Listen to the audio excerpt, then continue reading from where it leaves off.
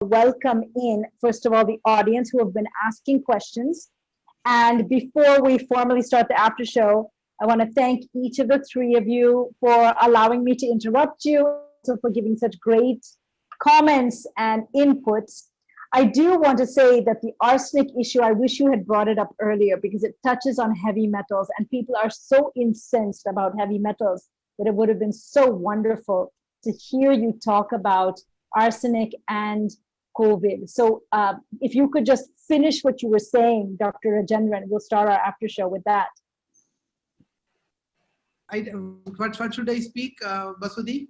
The arsenic album and how these nanoparticles and milliliters of arsenic album are helping. Yeah, arsenic is a drug which is used in the homeopathy for the last 200 years. People said very openly that arsenic is a poison, heavy metal. It doesn't. It's a poisonous substances and it should not be used. And there is no clinical evidence for the action of homeopathic drugs. But that was a complete lie because people are not aware of what they were talking. Arsenicum album was proven by Dr. Hahnemann. And Hahnemann and 49 of his volunteers proved the drug in the beginning of the 18th century, 200 years back. After that, this drug was reproved by 246 volunteers again. And this drug is included as one of the first 99 drugs in homeopathic pharmacopoeia in around 1810. And arsenic is used for a variety of disease conditions, starting from common cold to cancer, to neurological issues, because it is called as a polycrust which acts in every cell in the body. And now when we look at arsenic, arsenic is a drug which we commonly prescribe for majority of flu-related viral infections, which is belonging to the family of coronavirus.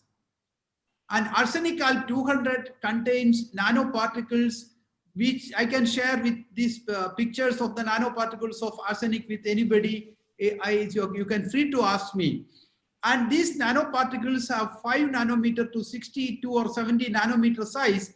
And in that, majority of particles are around 10 nanometers in diameter. And this is less than 1/10 the size of a single coronavirus. And this particle can neutralize the virus, or it may be directly stimulating the immune system. Therefore, you will not go for an immune response which is going haywire with the regular paracetamol and regular antibiotics and regular steroids. And homeopathic drugs go to the immunogenetic modulation and stimulate the human immune system, whereas conventional treatment, we have seen that suppresses the immune system. Now the world is suffering because of the suppression of immune system we have therapeutically done for the last many decades. And also, homeopathy is an individualistic system of medicine. So the patients receive different drug for the same condition. It is not a statistics based. And human genetics is never a statistic based system. Every individual has a uniqueness in their genetic coding. So we need individualized treatment to get over from the diseases rather than statistically medial treatment methodology of conventional biomolecular medicine. That's what I think, ma'am. You're actually very true. For everyone that's listening, Dr. Rajendran has a series of articles he's written on homeopathy. Can you tell us it's the PNI, right? It is PNI, Press Network of India. Yes, and it's a 7-part series. I've made my way through. There's a lot of very good things written there. If any of you are interested, write it in the chat box and I will send you, Dr. Madan and I will send you the links for that. Also, I think Dr. Ratin and Dr. Jayesh have written some good pieces. You can look for their names, which are spelled here in the window, and you can search their names as well. Thank you for staying for the after show. I want to bring in Dr. Madan Thangavelu, who is a DNA specialist, not very knowledgeable about homeopathy, but has been searching with me over the last month and actually found some very exciting information on veterinary homeopathy and was talking about this as one of the areas where it can really, homeopathy can be so useful. I know we didn't have a chance to talk at all about veterinary homeopathy We also didn't have much of a chance to talk about the ultimate individualized medicine that homeopathy is, that you just mentioned, Dr. Rajendran. So Dr. Sanghvi, did you want to say anything before Dr. Madan takes over? Yes, please. Or after Dr. Madan also, no problem. Something I'd like to share. Yes, please. Would like to, Dr. Madan like to take over? No, please.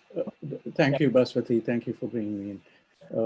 Please, Dr. Jayesh, please continue, because we are very fortunate to have all of you knowledgeable people with so much experience here with us. So our aim would be to keep you here as long as possible. There are a lot of questions that have come from the audience. We want to bring them also into the discussion. So as much as you can contribute now, please. Sure. Taking over arsenic and bringing the clinical side to it. There's something I've been speaking on the global platform, something which may or may not sound scientific in the present day sense. But I tell people homeopathy is capable of according a spiritual death to a human being. And homeopathy often has been called a spiritual science. Now, what does spiritual death mean? Right? Spiritual death, when a soul, this is so in all our religions, when a soul is about to leave the body, you do not have any emotional or physical bonds with anything on earth. My money, my family, my house, my car. I've had quite a few cases, which are beyond coincidence, where people who are comatose, semi-comatose, or especially cancer cases in severe agony, the best of morphia, intravenous morphia has failed. And then you give the homeopathic medicine, which I will share further. Give the homeopathic medicine, the patient calms down, and he's semi-comatose, he comes out of the coma, is very conscious, very relaxed, free of discomfort and pain, calls the whole family, blesses everyone from the children to grandchildren to everyone, and utters the word that, I have lived a very peaceful life. These words have been so common. Initially, I thought it is just, a sporadic this thing that is happening, but we've had so many cases, and maybe some of our doctor friends here also, they have had the experience, but the patient virtually uttered the word that I have no emotional or physical bond. I've led a very satisfactory life. And the next few hours, the soul leaves the body. And often I've had family members call me up after the 11th day puja or 13th day puja to thank me that we never thought that their family member would have such a spiritual death with no bonds, because then only the soul is allowed to move further toward nirvana or whatever else it has. And the remedy there is arsenic album. Generally, I give a 1M potency. It calms and removes all the fears, anxiety in the patient, and brings out that spiritual side. So it is indeed an amazing experience. And the remedies are sick, what Dr. Rajendran has been speaking about. And what you're talking about is uniquely a Hindu thing, because we don't have the fear of death that people in the Abrahamic religions have. Yes. So we can talk about death as part of medicine and as part of life, and not as a part of failure. In my medical school training, I learned that if someone dies, it's a failure on my part. So thank you very much for sharing that. Dr. Ratin, did you want to say anything before Dr. Madan speaks? No, I just want to hear from Dr. Madan now. Okay. Okay. Dr. Madan. Thank you, Bhaswati. Thank you so much. This has been a very enlightening discussion, and Bhaswati, you left the most important thing for very late into the discussion about the conflicts and in the ongoing COVID crisis. We'll come to this as we go into the next session. So first of all, thank you all for being with us. Thank you for sharing your insights. What I wanted to hear ideally from one of each of you is one striking example. Dr. Ratin gave one example of the child that was born following treatment with lead. One striking example from each of you that really brought extra belief into your system that you're already practicing. So I'll start with that. I can also see many, many questions. So I want to bring all our audience into this discussion too. So a quick round through all of you, just to give our audience a feel for one striking example that you felt. Dr. Rajendran, Kerala has many homeopathy colleges. I have family very closely connected with homeopathy. I myself have seen my mother's cousin, homeopathic doctor, a family of 3 homeopathic doctors in Kollam in Kerala. who have a long history, a family history of homeopathy. And one of the eldest brothers had a stroke, and how he suffered for a few days, and then how one of your homeopathic remedies helped him come back, and he's back and normal when much of modern medicine couldn't do anything about it. And there are examples of this kind. Now, I'm sure you would have also seen some very striking examples where you thought things wouldn't work, but then this put extra belief in your system. I would love to hear a little bit from each of you. Dr. Rajendran, please. So the question is to me, sir? Yes, one example where you found extra belief in homeopathy, where you found that homeopathy is working much better than you had realized.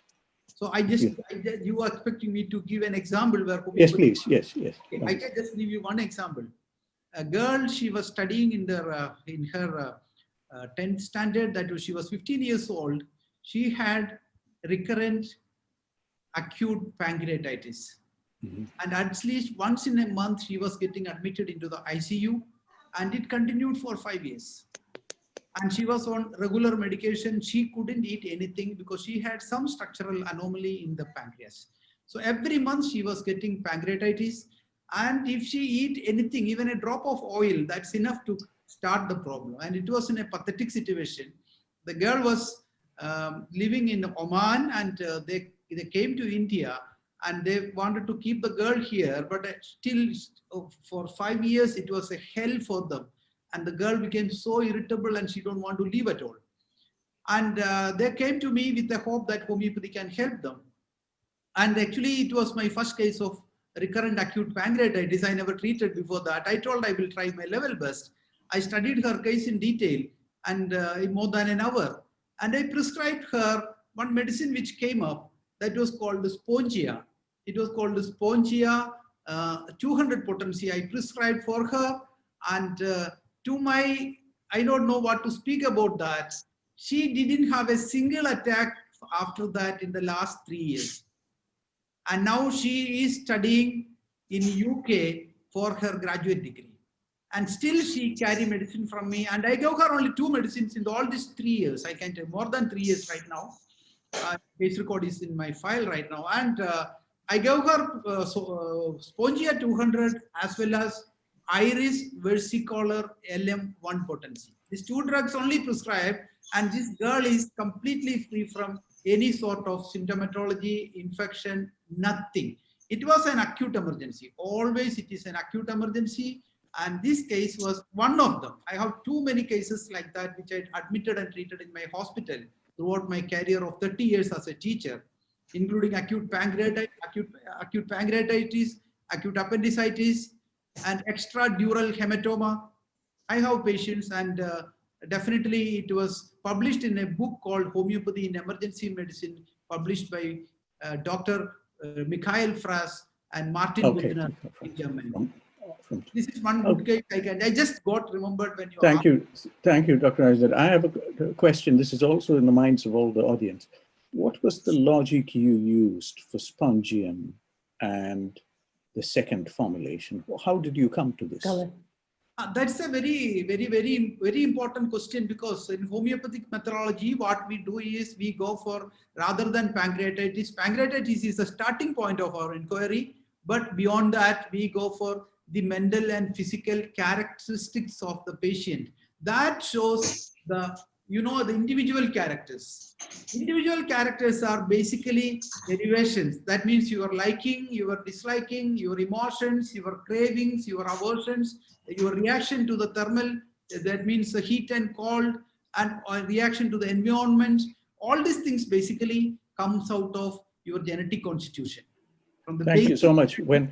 Thank you so much. I want to push this a little more, because in discussions with Bhaswati, I was telling Bhaswati ji thank you so much. that when a homeopath examines a patient, there is so much that you do to understand the patient, the likes and the dislikes. Could you tell us a little more about this? Because this is my comment to Dr. Bhaswati was, this might be where modern medicine might want to go. Here, in UK, for instance, a doctor cannot have more than 10 minutes with the patient. That is the, so please tell us about this, elaborate. I will tell briefly about that. This is the difference between individualized treatment and treatment based on statistical averages. In modern medicine, you don't need to spend that much of time because you have standard medicine. If you have a pancreatitis, you have a standard protocol. If it is a surgical, you go for a surgery. If it is a trauma, if it is a extradural hematoma, there is a standard protocol. You don't need to think. Doctors are not allowed to think nowadays because they work on protocols. But in homeopathy, when it comes, individual has to be identified as an individual, and their genetic peculiarities expressed in the form of characteristic signs and symptoms has to be analyzed. And there are things happening in that. One thing is definitely emotional catharsis happens when you take 1 hour case, but that's not alone curative. That is support for cure. At the same time, you will arrive at the genetic constitution of an individual, and that brings before I move on to Dr. Jayesh, one last comment. The iris and spongia that you used,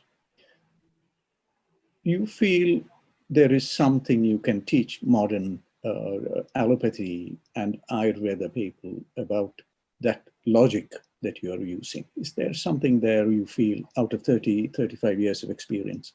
Is there some dialogue that can happen between the other systems of medicine? Sir, I strongly believe there should be dialogue and there should be open communication between different systems of medicine, so the gap can be filled.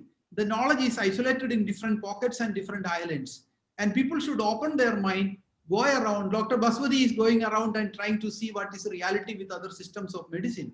And everybody, doctors, the one problem with the doctors, especially conventional medicine doctors, are they think they are with the top of the science and the end of the science.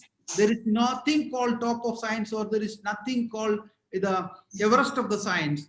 We are children even today, walking in the first stage of our walking phase, because science has not gone anywhere. You look at genetics, sir, how much we know. Thank you. Thank you so much.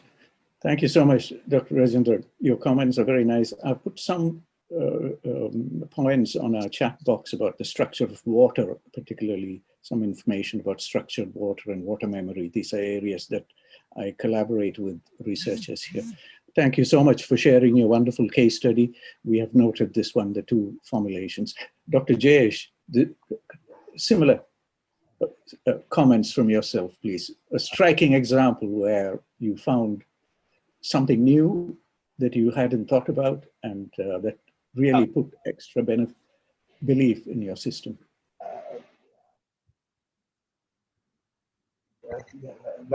We also treat challenging cases, Dr. Tagovailoa, as you know. Now, I'd like to put forth a different perspective to a case which came in without diagnosis. I think 30% cases that all of us Ayurvedics that treat us with a diagnosed condition, and yet we treat and often we cured it. Now, I had a similar case from Malaysia. I'm talking of 1993, 94. It was a 36-year-old lady. In those days, the only way of communication were letters. I received a 5-page letter. The second and third page smudged by her tears. The story, to cut it short, she suffered from unsurmountable abdominal pains. She would faint many a times. She had taken all the possible treatments within Malaysia. She'd been right up to the US. 6 surgeries done on her, a part of the gut removed, 1 ovary removed, etc., etc. 6 surgeries done, and things had only worsened. Twice she went on to try and commit suicide. Once a priest saved her, the other time she remembered her 10-year-old son and came back. And then somebody had told about, we received this letter, and he said, okay, this is the only hope. Do you think you can help me? So I said, there's always a hope. And she said, I will come down. She came down to India. And she said, if you want, I will stay for a month. I said, what you are suffering for so many years with 6 surgeries, the system has been mutilated. I definitely need a year's time before I can give you a clear picture of how we're going to respond. She said, we have taken leave and come. So I started treating her. Now, this was a case where there was no diagnosis. So that part of the thought process was left aside. We said, now we do a thorough homeopathic analysis of the case. So we look at her emotions, the past history, her family history, her likes and dislikes. The personal approach, or any of us homeopathic, is, we first analyze the case. from all possible aspects, right? From the past history, the family history, the emotions of the person, the physical peculiarities of the person, etc. And then we find out what is predominant in that case. Some case you get a clue from your family history. Some case you get a clue from the past history of the patient. Some case we treat based only on the emotions and the physical problems included. So here, as I analyzed, I got some very convincing clue after about 2 hours of talk with her. And it was so strong that I said, okay, let me give just a single dose of that particular remedy. I gave that single dose, and she said, I'll stay back for a month. I said, no, there's no point, because I want you to, I don't want you to judge before a year. Really, it may happen in 2 months, 3 months, 4 months. She came back after a week. She said, anyway, I've taken leave for 1 month. I will stay for a friend.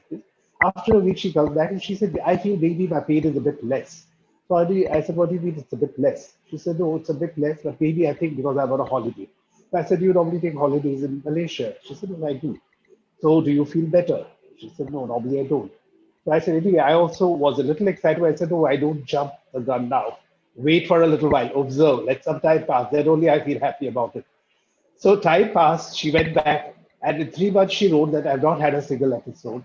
We treated her for about 9 months, one mild episode in between, and that was the end of it. For 3 years she was in touch. Then she flew down with her husband, she flew down with her son for the treatment.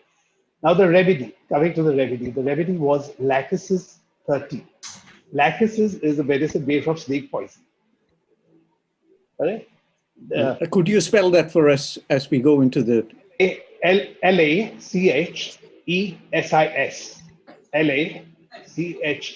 Lachessis. Now, it's very interesting how this remedy was proved. Now, the symptoms that I got. Now, just three, Dr. Chakravarthy, just 3 symptoms were enough to convince me about this remedy. The diagnosis was secondary, everything else was secondary. Only thing is, the symptom has to be predominant in the remedy, and the symptom has to be equally predominant in the patient. So this patient, Lachesis patients are very talkative. It's the Lachesis constitution that I'm describing. All right, they are talking and talking and talking, goes on. Second, there is a sensitivity around the neck, especially around the neck. If it's a gentleman, he wears a one size larger collar. The moment he gets an opportunity, he unties his knot, tie. If it's a lady, she could be wearing a $1 million necklace, but the next moment she sits in the car, she will remove it. She's uncomfortable. There's a sensitivity around the neck.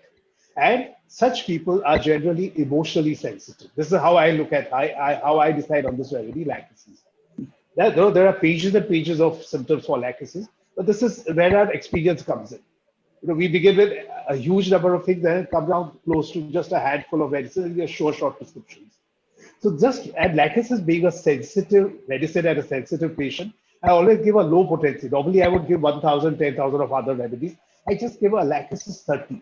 And for one year, there are cases where I have not repeated Lachesis or any other remedy, and the patient has recovered from his illness, different illnesses. This lady also was given only 1 dose of Lachesis 30. All those 9 months, only placebo was given. I have a question, Dr. J. This is so wonderful what you're sharing. I'm sure our audience are gaining. We are all gaining from this. Now, the add-on question here is a simple one. How easy is it to transfer the skills that you have? All of you have many years of experience in doing this.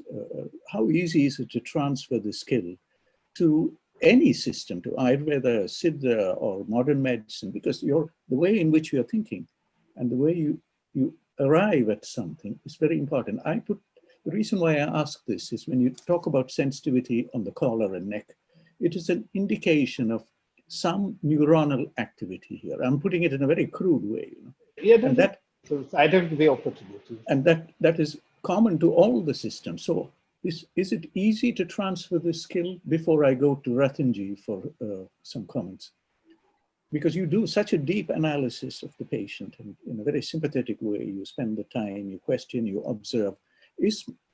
Are the other systems of medicine missing out on this? Can they gain something from having you people a part of your teaching panel or something? I feel they can. No, I too feel they can. See, as such also, I say the time has come for integration, Dr. Chakravarthy. The 2020, the way this decade has started, is there is going to be a paradigm shift in the way the world has to think. Health will have to be a priority. And when it comes to health, alternative medicines hold the hold the clue to it. And here, if like-minded people get together, believe me, a lot can be transferred from one to the other. A lot of experience can be. And we people, each of us have our own approach and experiences, which we'll be more than happy to share. Absolutely. Thank you so much. Thank you so much for mentioning this. Thank you so much. Now, before I move to Ratinji, Bhaswati, do you want to add something? And before I pass it on to Bhaswatiji, could you tell us a little bit about lachesis as the original compound or molecule that's used? You said something about snakes. And yes, snake. Is it a snake venom? Like Dr. Ratin to explain that, or no? You could, because we have more questions for. There's a story. There was this doctor who had been to South America, and basically he was bit by the snake, the rattlesnake, right? Rajesh? Yeah. Snake. Yeah. And what happened was, he being a homeopath, he observed all the symptoms that developed after this poisoning. And these symptoms were noted down. There was extreme sensitivity around the neck. He could never wear a tight collar after that. And similarly, this is how the whole remedy was proved. All the symptoms were noted, all that he experienced was noted. And then experience came in after that. Thank you so much. This is so beautiful. This is just to share. There are so many different, because we say we are treating the human being, we are not treating the disease. So there have been people with psychological issues who benefited. I have a case of auricular-ventricular leakage, and the lady, an 84-year-old lady who could walk a few steps. In about 3 months' time, is working the way she never worked. It's 3 years now, and she was advised a 50 lakh procedure by allopathics. After that, also they said it would only make her life a little comfortable. And now she's working harder than you and me at 85, 87, 86, 87. And the only remedy was given was lachesis therapy. I repeated it only after a year. So this is the power of the whole remedies. Thank you. Thank you so much, Dr. Jayesh. Thank you so much. You have given us so much knowledge in a very short space time. Ratinji, we come to you with the same set of questions. One striking case that you handled, which put extra belief. Dr. Madan. Hello. Please, yes, we can hear you, sir. We can hear you, sir. We can you? Yes, can you hear me? He's been muted. I think he's muted. Yeah, he's muted. Dr. Ratin is muted. Okay. We can hear you, sir. Hello, can you hear me now? Very clearly, thank you. Hello. Yes, we can hear you. There is some loss of voice. No, we can hear you. We can hear. We can hear. We can hear you. It's good.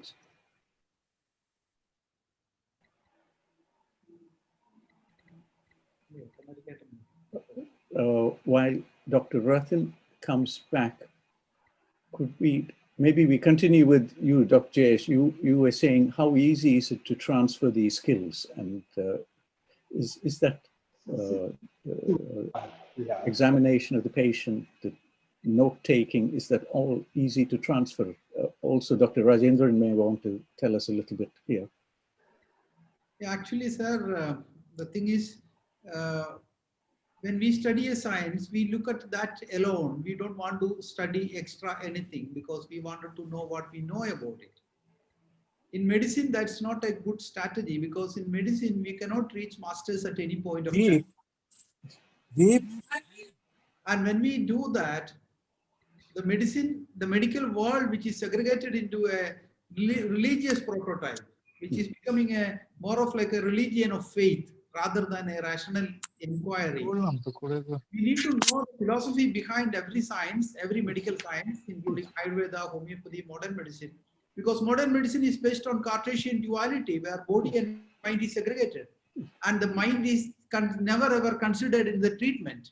When Jayesh prescribed lachesis, he looked into the mental state of the patient, that is suspiciousness and also irritability and sensitivity. Whereas thank you, Dr. Rajendran. I think sorry, I was Dr. Ratin is here with us. Please, sir, yes. The floor is yours. Please tell us about one example that you found difficult to believe, that put extra faith into your practice. Sir, homeopathy. if you allow me, I would like to refer a case as Dr. Bhaswati took name of my revered father. He was Dr. Bholanath Chakravarthy. He was a very eminent homeopath. And I one of also his, hear there is a college named after him in Calcutta now. there are many things named after Many him. things named after. He was a great man anyway, sir. And that was the issue which also convinced me later on to come in the field in the homeopathy. Basically, it is the story of late 80s and early 90s. One of our very revered teacher of School of Tropical Medicine, her name was Dr. Anjali Chatterjee. She was a very bright professor over there, and she was head of the Department of Entomology and Parasitology in School of Tropical Medicine. She suddenly developed multiple myeloma and was having excruciating pain. She went from door to door and also went to outside, but there was no relief of her problem. So at last, somebody suggested her that you go for a homeopathic treatment. So she came to Dr. Bholanath Chakravarthy, and so far what I am remembering from that case, initially Dr. Chakravarthy gave her start her treatment with a drug called sulfur, and then waited for a certain period of time. She was showing gradually improvement with sulfur, and then ultimately Dr. Chakravarthy prescribed her Thuja occidentalis. With the help of this medicine, Dr. Anjali Chatterjee was so well, she stopped taking all allopathic medicines, and she continued with the homeopathic treatment. She actually, with multiple myeloma and with this problem, she survived for more than 7-8 years. In the meantime, what happened? Her husband, his name was Dr. Udayan Chattopadhyay. He was director of small industries, and he was disciple of Acharya Prafulla Chandra Ray. He was an eminent scientist and chemist of India. So he developed another problem of prostatic CA. Just looking at her, his wife, he decided not to take any allopathic medicine, and he solely opted for homeopathic treatment. That is a different story. But they were not having any children. They were not having any in these hires of their property. Dr. Anjali Chatterjee survived for more than 7 years, and she died of something else. She died of heart attack at last.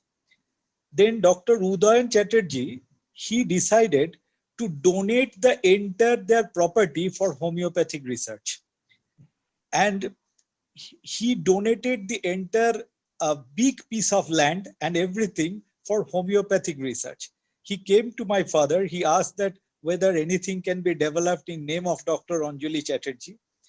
So they give a big piece of land near Baranagar for homeopathic research. And you will love to know that the government of India has now developed the Regional Research Institute of Homeopathy in West Bengal in name of Dr. Anjali Chatterjee in this big piece of land. It is basically a donation from these allopathic doctors after they were getting the benefit from the homeopathic treatment. And now it is one of the most important center where we have developed the first virology research institute in homeopathy over there. And this is maybe the first of its kind in the world. We are having a virology research center in homeopathy in West Bengal in this big piece of land.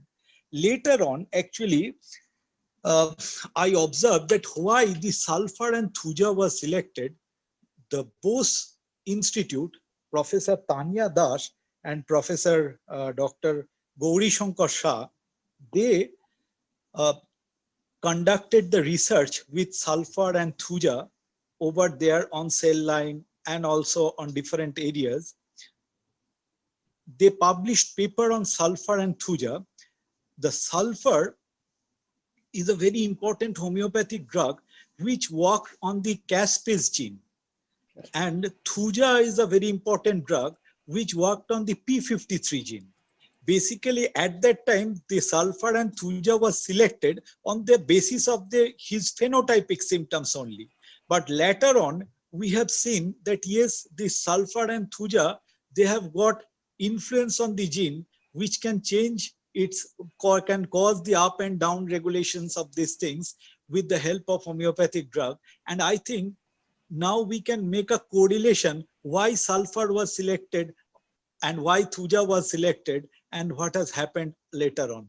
This is a correlation, rather, we can say nowadays, after getting the information from from Bose Institute, Calcutta.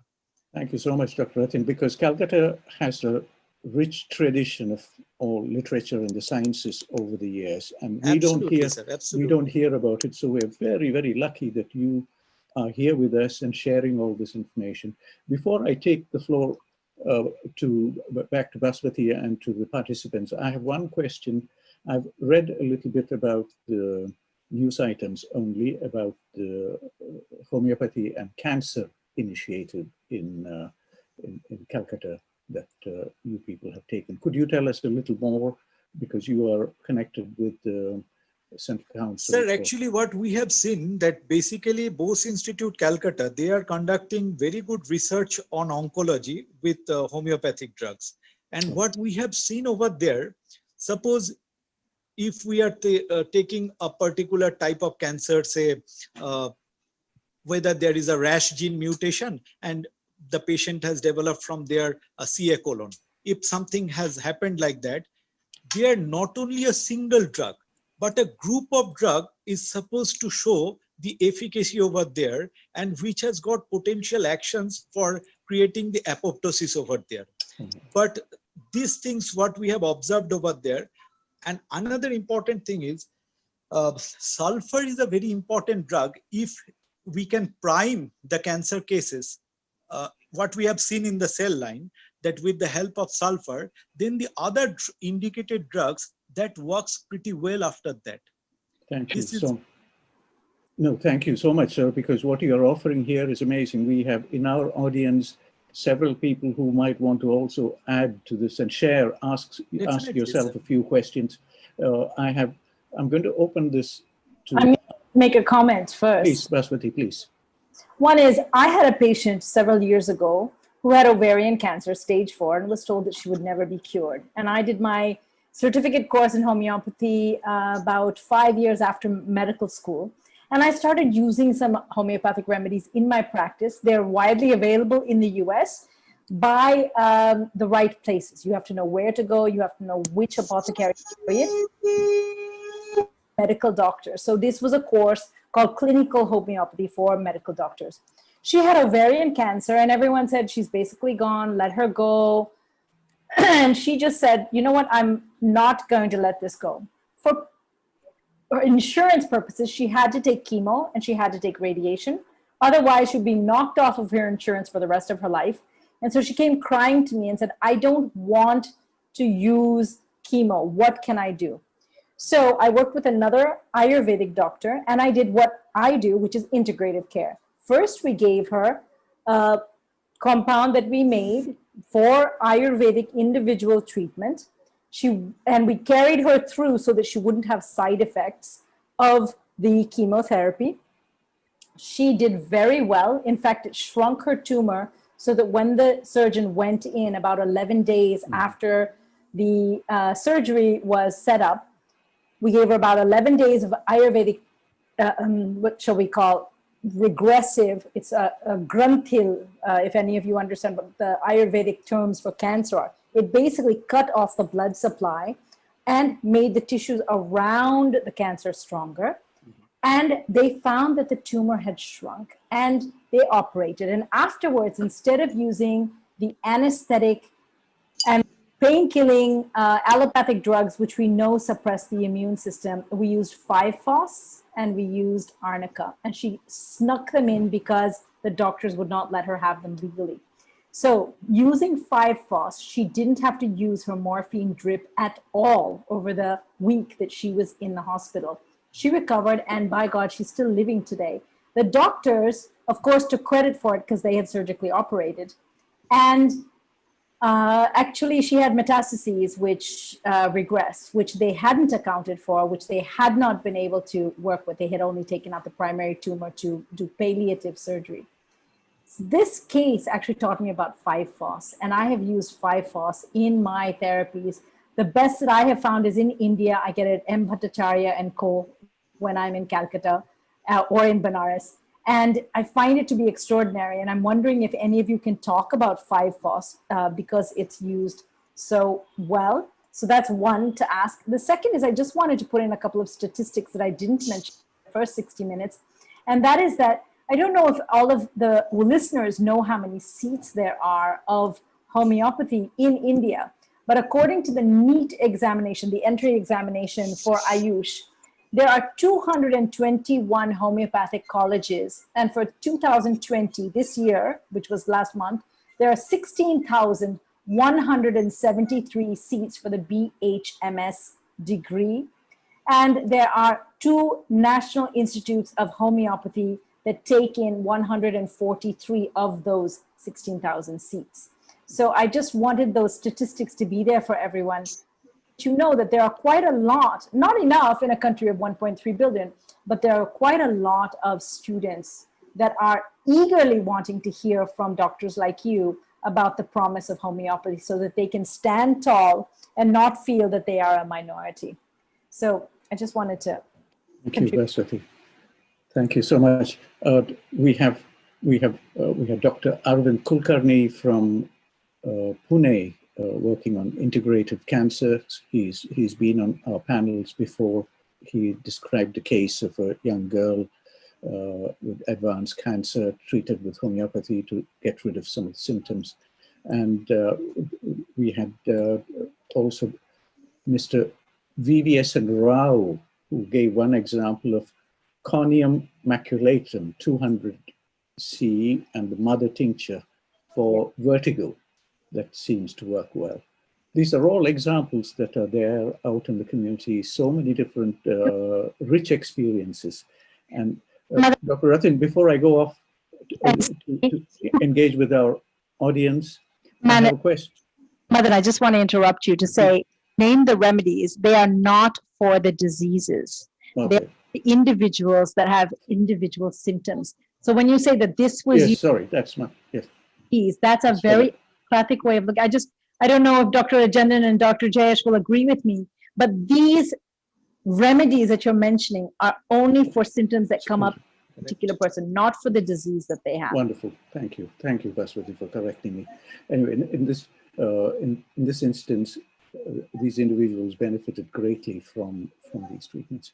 Dr. Ratin, before we open up to the audience, you engage a lot with the policymakers in New Delhi. Yes. What are I'm sure you have given advice to them on several occasions, but something is missing. And what can be done to engage them a little more with all the things that we are discussing? Number two, the point that Bhaswati ji made, which is India today is the nation with the largest number of homeopaths and the largest manufacturing base for homeopathic formulations. And it puts us in a very strong position. I put a link to the manufacturers. Many of the German companies cannot operate in Europe anymore. They have to do all their manufacturing in India because India offers the best environment where we accept homeopathy as a treatment system. But the dialogue with New Delhi is still not as vibrant as it should be. What is your experience? And it's the same question for Dr. Jayesh and Dr. Rajendran too. Is it to me or Dr. Yes, Jayesh? to yourself, please. Okay, to yourself. okay. Actually, So, the first thing, I think, look, the politicians, the policymakers, they are from our common people, are from the society. The problem is still the policymakers who are representing the Lok Sabha, the Rajya Sabha, the policy-making bodies of our countries, basically they are not sensitized, they are not informed so much about the homeopathic efficacy of homeopathic system, Ayurvedic system, these sort of systems so much. But very recently, you may have heard that in Lok Sabha and in Rajya Sabha, there is a strong speech delivered by many of the MPs that yes, we do require a support of this Ayush system of medicine, this homeopathic, the Ayurvedic system of medicine to combat the COVID, because we are not getting enough answer from the modern system of medicine. But they have just felt of their own that yes, we are not getting a proper answer. But still, I think the research, so many things are happening over here worldwide. These informations are not properly communicated to these policymakers who are representing our policymaking bodies. Number two, the homeopathic industry, what I have pointed out, lacks from one important thing, that is most of the allopathic pharmaceutical industry, they have got a very strong R&D section. I think the homeopathic pharmaceutical areas lacks from the strong R&D area, which is another drawback of the homeopathic industry rather, and which unable to popularize the homeopathic system of medicine.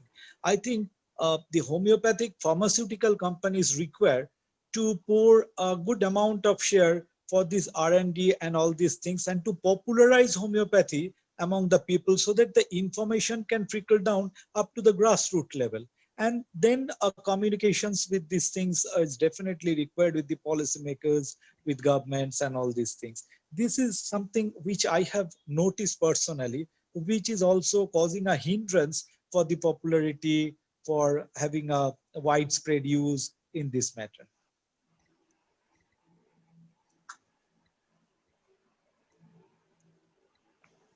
I think that was well said. Madan. Muted. Sorry, you're muted. Sorry, my apologies. Dr. Jayesh, would you like to add to that? And then Dr. Rajendran, before we go to some wonderful questions that are coming in from, I want to bring in Christine Lee after that. Thank you, Dr. Jayesh. Sure. Thank you, Dr. Bhagwani. Adding to what Dr. Ratin said, the other side, we feel that there is a lack of a single body like the IMA. Yes. So, in spite of whatever division conventional medicine people may have among themselves, you have a system, and so you get better. In homeopathy, attempts have been made to get various organizations together and form one single body, but that has not happened. And that also is one major reason why we are not heard. We may prove ourselves to be scientific, we may prove at individual levels. I have had some of the top bureaucrats talk to me at a personal level and say that they so strongly believe in this. They've had so much of experience. But when it comes to putting it in black and white, they are held back by so many other issues. And again, I think that powers to be. These are things that is something very, the lobby is so powerful. And so for that, all the more we need one single homeopathic body that represents the whole community or the fraternity. Thank you so much. Your point is taken. Madan? Please, Bhaswati, please. There are people that speak out against homeopathy in a way that's almost criminal because it completely denies the legal right of the people to not only have choice and the health right that Dr. Rajendran talked about very powerfully, the human health right and what we call health freedom. But there are people who feel that the legal stand of these systems is nonsense. For example, Dr. Shantanu Sen, who I believe Dr. Ratin knows, spoke out in the Rajya Sabha recently saying that all of the traditional systems of medicine are a bunch of hogwash. And he was a member, or he was the national leader of the IMA. Dr. Ratin, can you talk about why those kind of statements are allowed to be made against legally standing bodies of medicine, Dr. Ratin? Actually, what I personally do believe, it may be wrong or I may be right. One, they haven't got a proper idea about this homeopathic, the Ayush system of medicine. This is one. And they are not sensitized to this system of medicine. Number two, I don't know whether I doubt that whether they are briefed by some other organizations or some other areas, some people, whether for something else, they are briefed by the people that so that the focus should not be on the proper track, the focus should be on this. That may be something else that I don't know. But basically, look, now the government of India is taking a very good stance.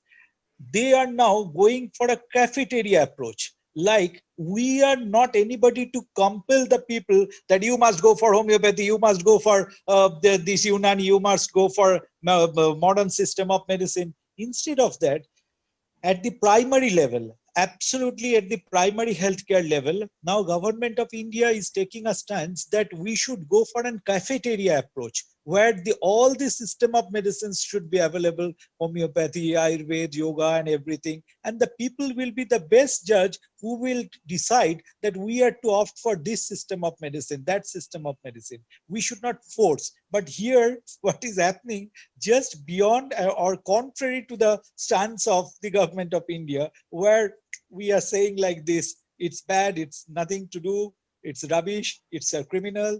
I think this like that, these questions are coming up. Actually, I Been on this. Dr. Ratin, finish, and then I want to make a comment about America. yes, definitely. Please, first. Floor is yours, Bhaswati. Please to make your comment. করুন তারপর আমি বলছি Yes, I have completed. You please carry on. Bhaswati, all yours. Hello. Bhaswati. Okay, sorry, that my connection went bad. There are 3 countries that are actually stepping out with the cafeteria approach that you beautifully said, Dr. Ratin. One is that in the UK, they are now saying, show us what it works on and show us the demographics for which it works, and then we'll make it a legal part of the new system of the NHS, because the tax dollars for the people should be spent on the things that the people want. So that's in the UK. In the USA, just last week, I was invited to a conference at the NIH Office of Cancer and Complementary and Alternative Medicine, where they have the same doctor that I mentioned before, Dr. Natalia Sofia Aldana Martinez, who started the virtual health library, and they asked her to talk about homeopathy at the NIH, because they're realizing that cancer does have solutions such as mistletoe, which all of you know has been used for various symptoms within cancer. Not cancer, but the symptoms that are predominant in certain kinds of cancer. And third is that the system of Canada is also mirroring what the UK is doing. And Health Canada is one of the most forward-thinking systems. Dr. Harish Verma is working with a group of people to say, how about we regulate the group of Ayurvedic doctors and the group of alternative medicine, or rather the natural health product users and experts, and just find a way that we can help the people who practice to come up with their own science practice and show that it's not dangerous, and show that we do have a need for regulation to put it into the legal health system. So there are countries that are doing exactly what you're saying, Dr. Ratin, the cafeteria approach. And I think that's I actually wish you had mentioned it in the last hour, because I do think it's one of the solutions that government officials who might be listening today might want to think about. So thank you. Dr. Madan. Thank you, Bhaswati. I want to hear from Dr. Jayesh and Dr. Rajendra. And before we bring in, I want to bring Christine Lees. Christine has offered some very, very interesting comments here about animal science, veterinary aspects. So Dr. Jayesh, if you would like to respond to that, and then Dr. Rajendra. To veterinary science, Dr. Chakravarthy? No, about this cafeteria approach and this new thinking that is coming through. And yeah, I absolutely agree, because the people should have the choice. And it was very sad when Corona came and people were forced to go in only for conventional medicine, and the way they were it was virtually, what do you say? I mean, they were virtually captured and taken, and that was it. They were given no choice. And neither to this day, we still do not have a right to treat an advanced case of Corona.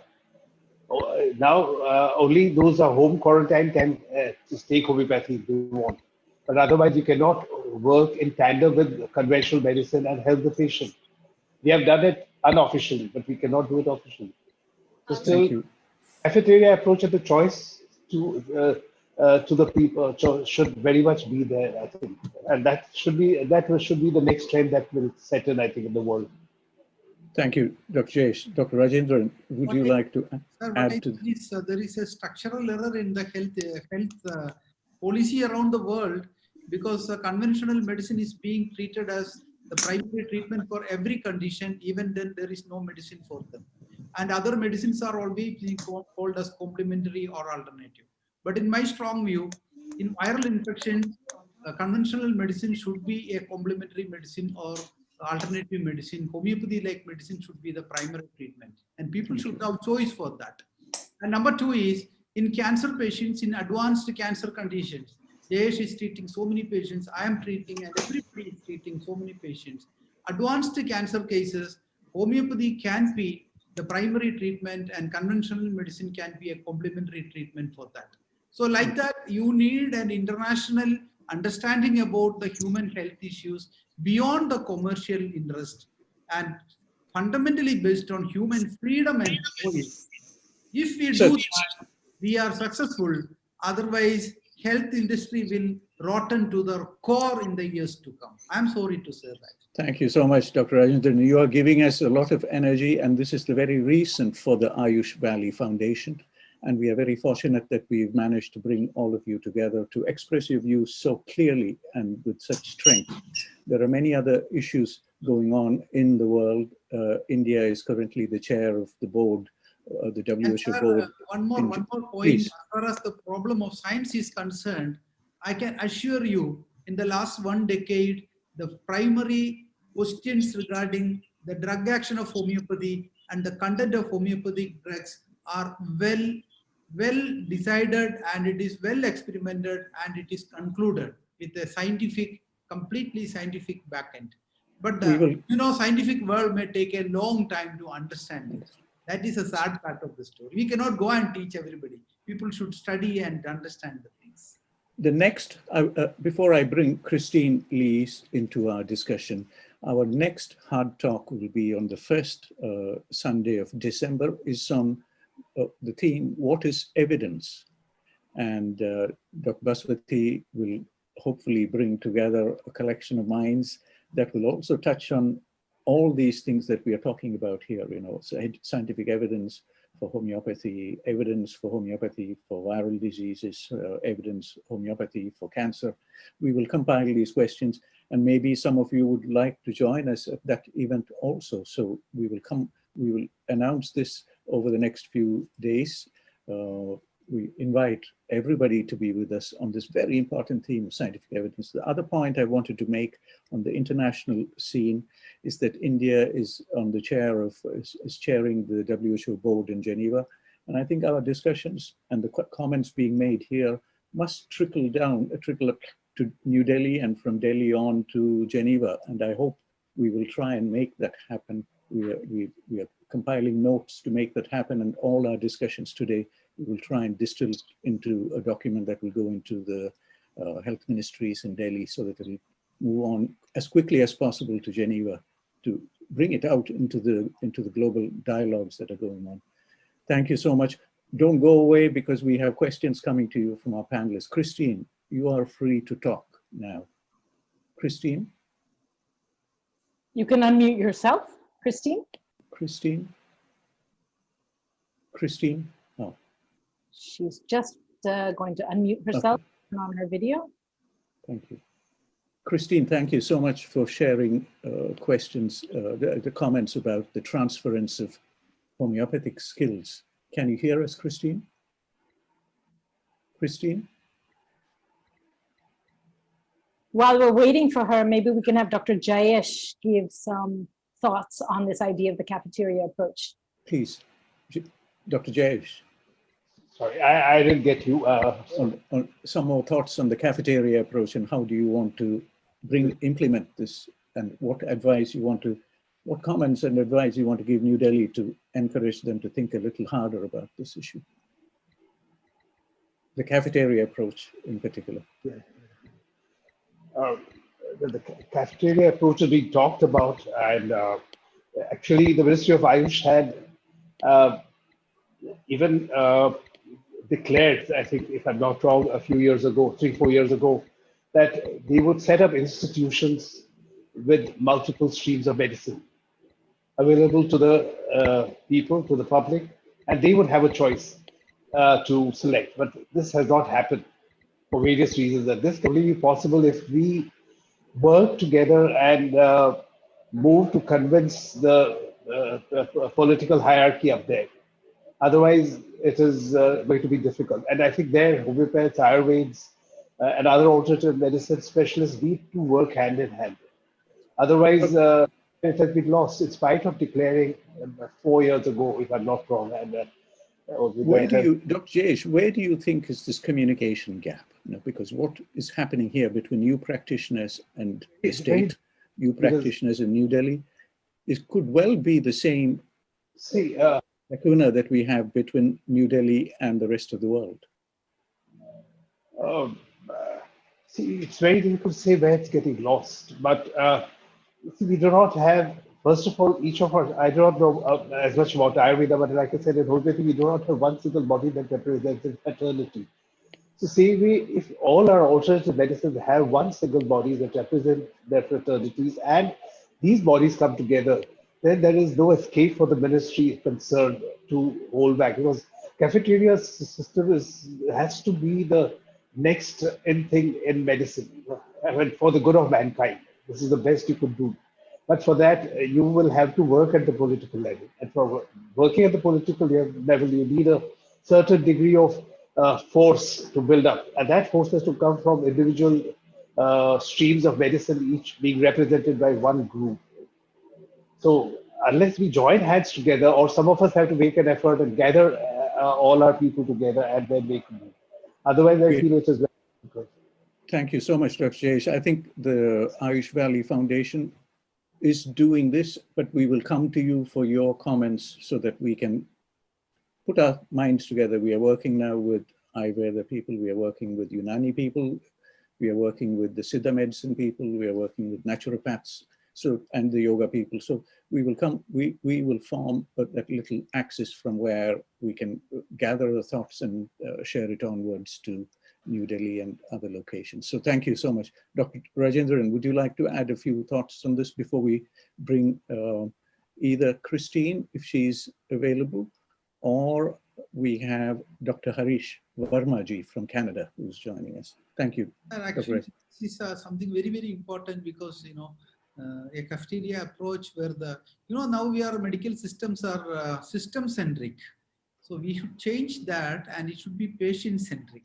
So what is the need of the patient? That has to be addressed rather than the need of the industry and need of the health particular system of medicine.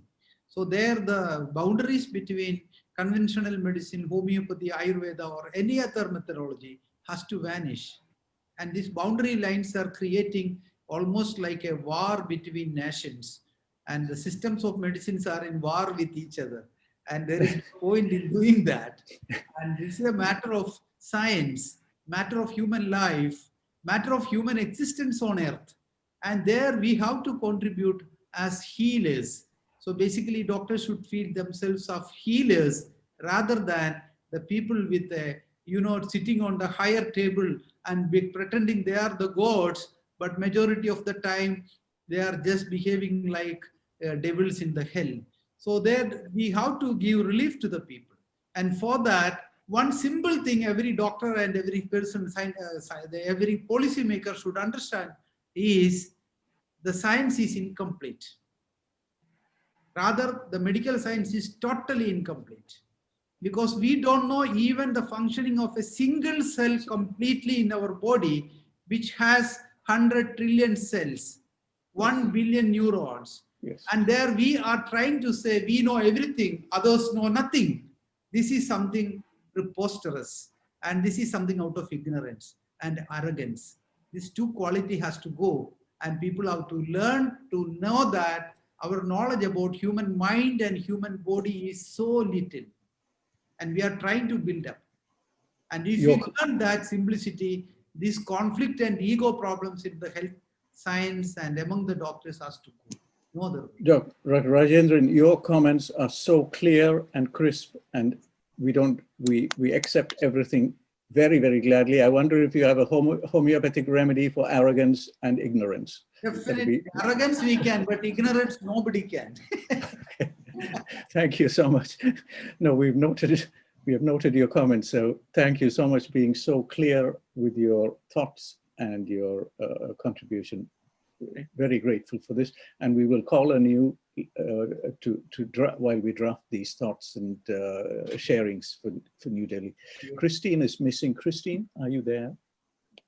She has no microphone. She's already. Oh, Christine's logged off.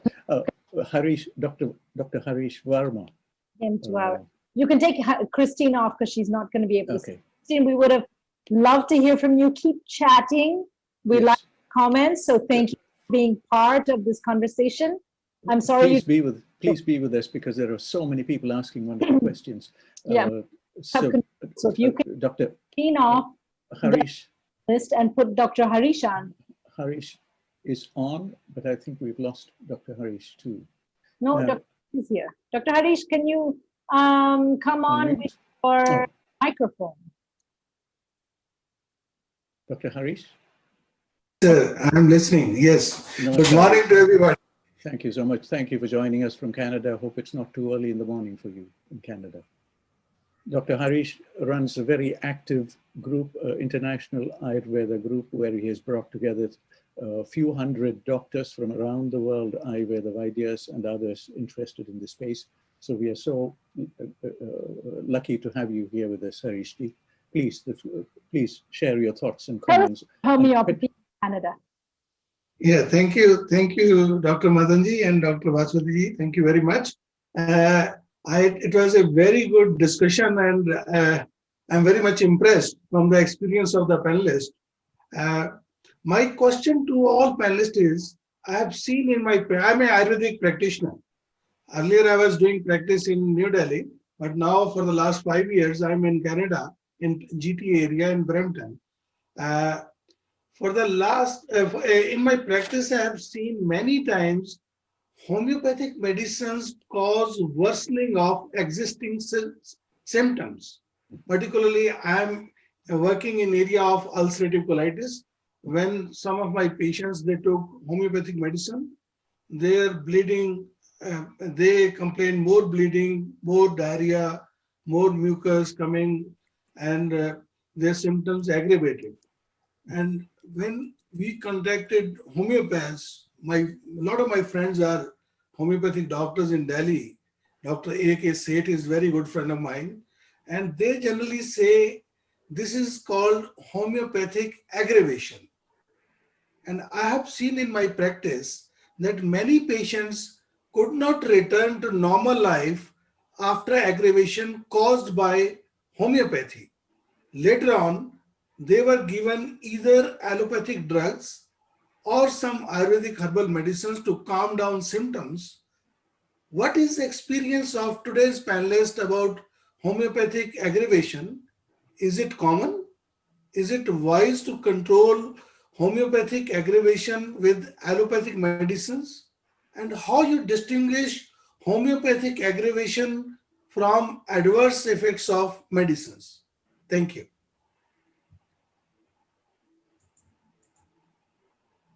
Who would like to address this question? What is I think Dr. Rajendran can tell us a little bit about homeopathic aggravation. This is a very, very relevant and very, very important question which he raised, because this is one of the issues with homeopathy, that homeopathic drugs produces sometimes drug-related aggravation because we are giving similar stimulus to the patient. So it can stimulate the immune system and it can increase the symptoms for a period of time. But this is something which even during the period of Hanuman, which homeopathic practice experienced. But this is not common with all conditions. This is primarily we are seeing with allergic conditions, especially dermatological conditions like dermatitis, and also conditions like psoriasis, conditions like lichen planus, and definitely what he suggested. Even I myself experienced sometimes in ulcerative colitis, if you are very careful, not very careful about the dosage you are giving, there is a good possibility of medicinal aggravation. And that is something which the homeopathic doctors need to have a lot of experience in treating. And this is something which happens in a few number of conditions. And as the doctor suggested, this ulcerative colitis is one of such conditions which can increase the symptoms for a period of time. And even the other autoimmune disorders and also immunity related skin disorders can also have an aggravation. And this is something which we experience in homeopathy. And that is something we teach the students. You should be careful prescribing medicine. The dosage, the quantity has to be minimal, most minimal, to get rid of this aggravation in patients.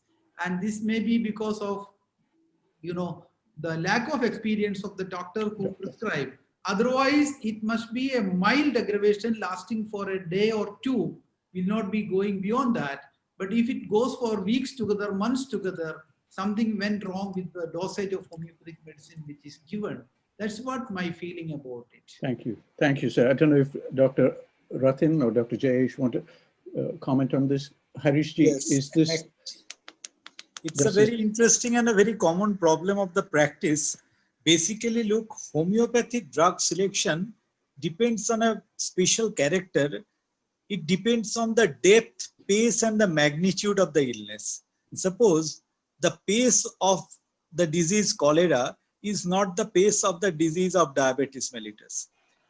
And the depth of the disease of the cholera is not the depth of the disease of diabetes. Like cholera, where the bacteria, they are involving on a very superficial level. Whereas in a case of diabetes, the problem is on the very depth of the economy. Whereas the magnitude of the illness is to be also adjudged. Okay. These things we require a special training from seeing the cases and years together, how carefully this selection is to be matched with the patient's need. And if really it causes aggravation, yes, there are ways to counter these things. There are homeopathic ways to counter these things. Definitely, there are antidotes. There are other ways where you can come down with lower potencies. This aggravation can be encountered, and it based on practitioners to practitioners. It differs from practitioners to practitioners, but there are ways definitely which we can encounter. Thank you, sir. Thank you. Harishji, does it address your question? Are you happy with this answer? My question is, I want to see how they differentiate whether it is a adverse side effect or it is just a major action of the homeopathic medicine. Jayeshji, would you like to comment on this, or Dr. Rajendran? Yeah, actually, what you said is right, sir, because, this is something which you have to differentiate. A mild disease aggravation with the homeopathic drug is a passing over phenomena, which will not last for a long time. And if the dosage of the drug is higher, and the medicinal aggravation may become severe. And once it becomes severe, it may take a long time to get it reversed. But like Dr. Ratin said, we have antidotes, we have drugs to which counter these. But in some conditions, some patients, sometimes, especially those who are highly sensitive, it is a little more difficult to come back to the normal in a very short time.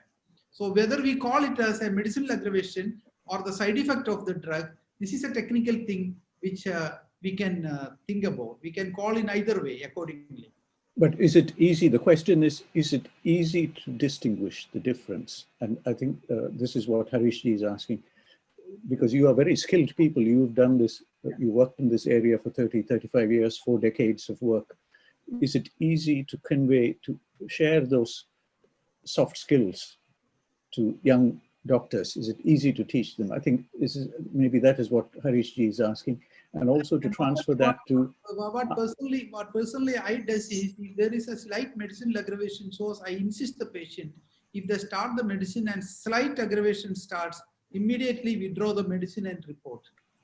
If they don't do that, if they go on continuously take the medicine with the aggravation can still go more. Increase.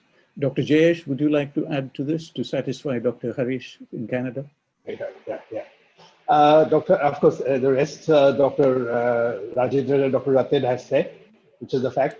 It also depends on the intensity of the condition. Sometimes it's very difficult to judge how deep-rooted the condition is, to what extent there is a impact in the human system.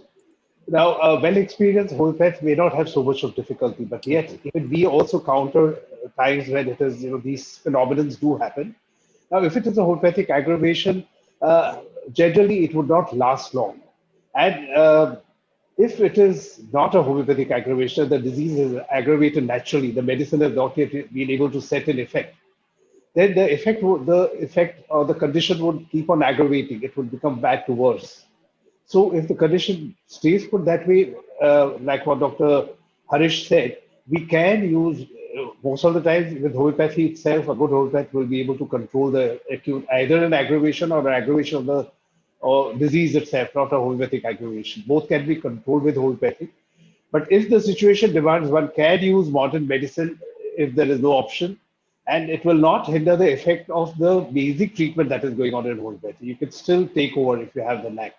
So there are sometimes situations when you may need additional help. Thank you. So Thank you.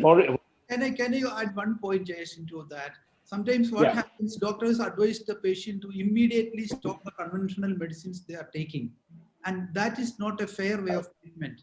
The conventional medicine treatment, if they are taking for ulcerative colitis, it has to be continued for some more time when you start homeopathic treatment. When other symptoms are improving, slowly withdraw the drug step by step.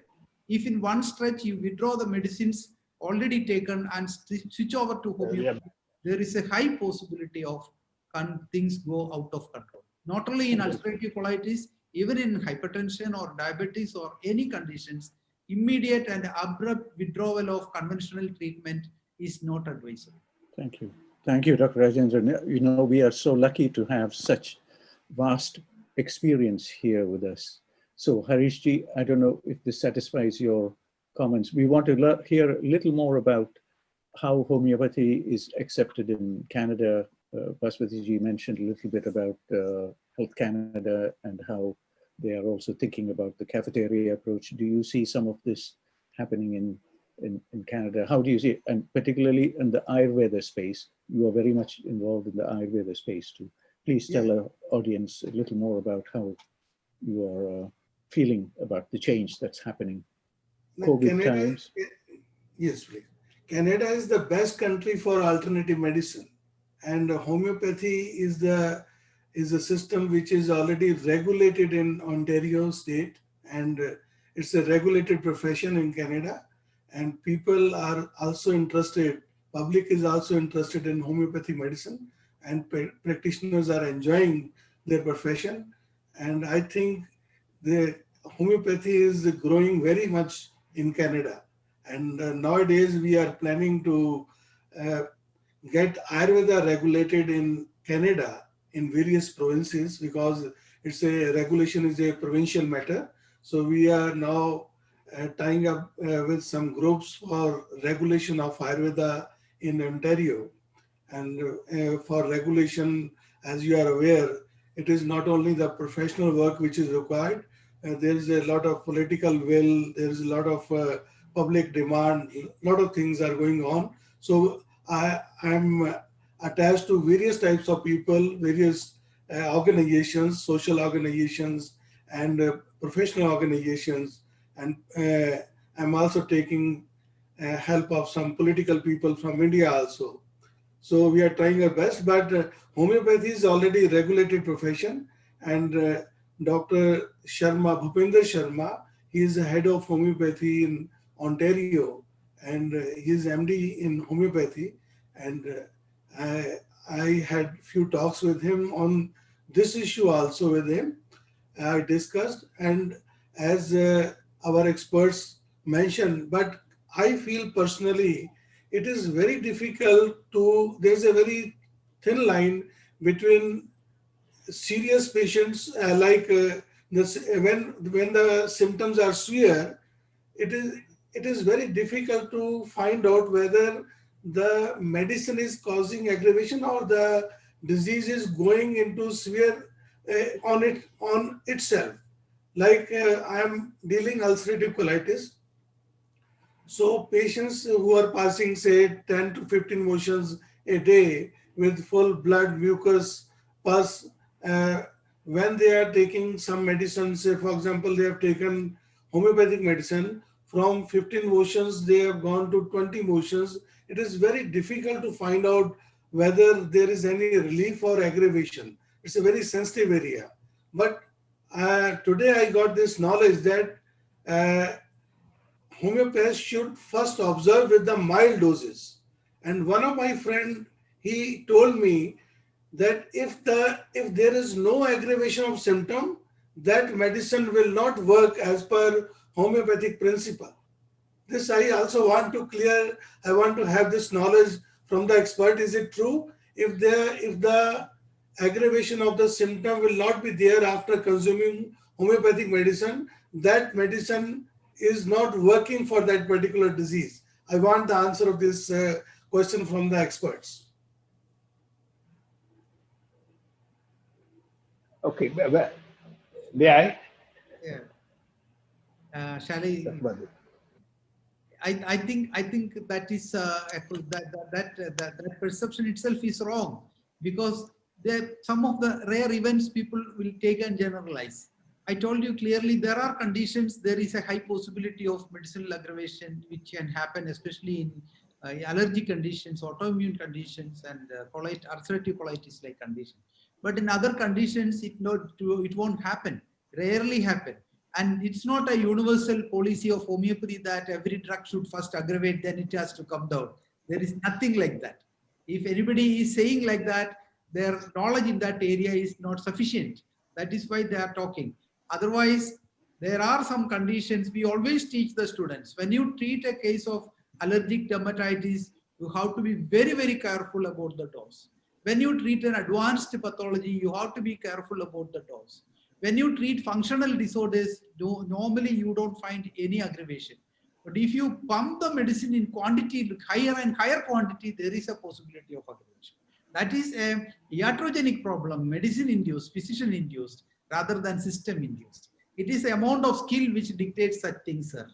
So Dr. Harish Verma, it is a reality that there are some conditions in which homeopathic drugs will. I have a patient of chronic Crohn's disease last 3 months, ulcerative colitis, and he was on conventional treatment. And without telling me, he stopped the medicines. I told, don't do that. You have to continue the medicine, and slowly, if you are getting better, we have to reduce the dosage. So there are many situations where you have to go parallelly with other systems of medicine which is already on. We can't just withdraw the drugs and start treating.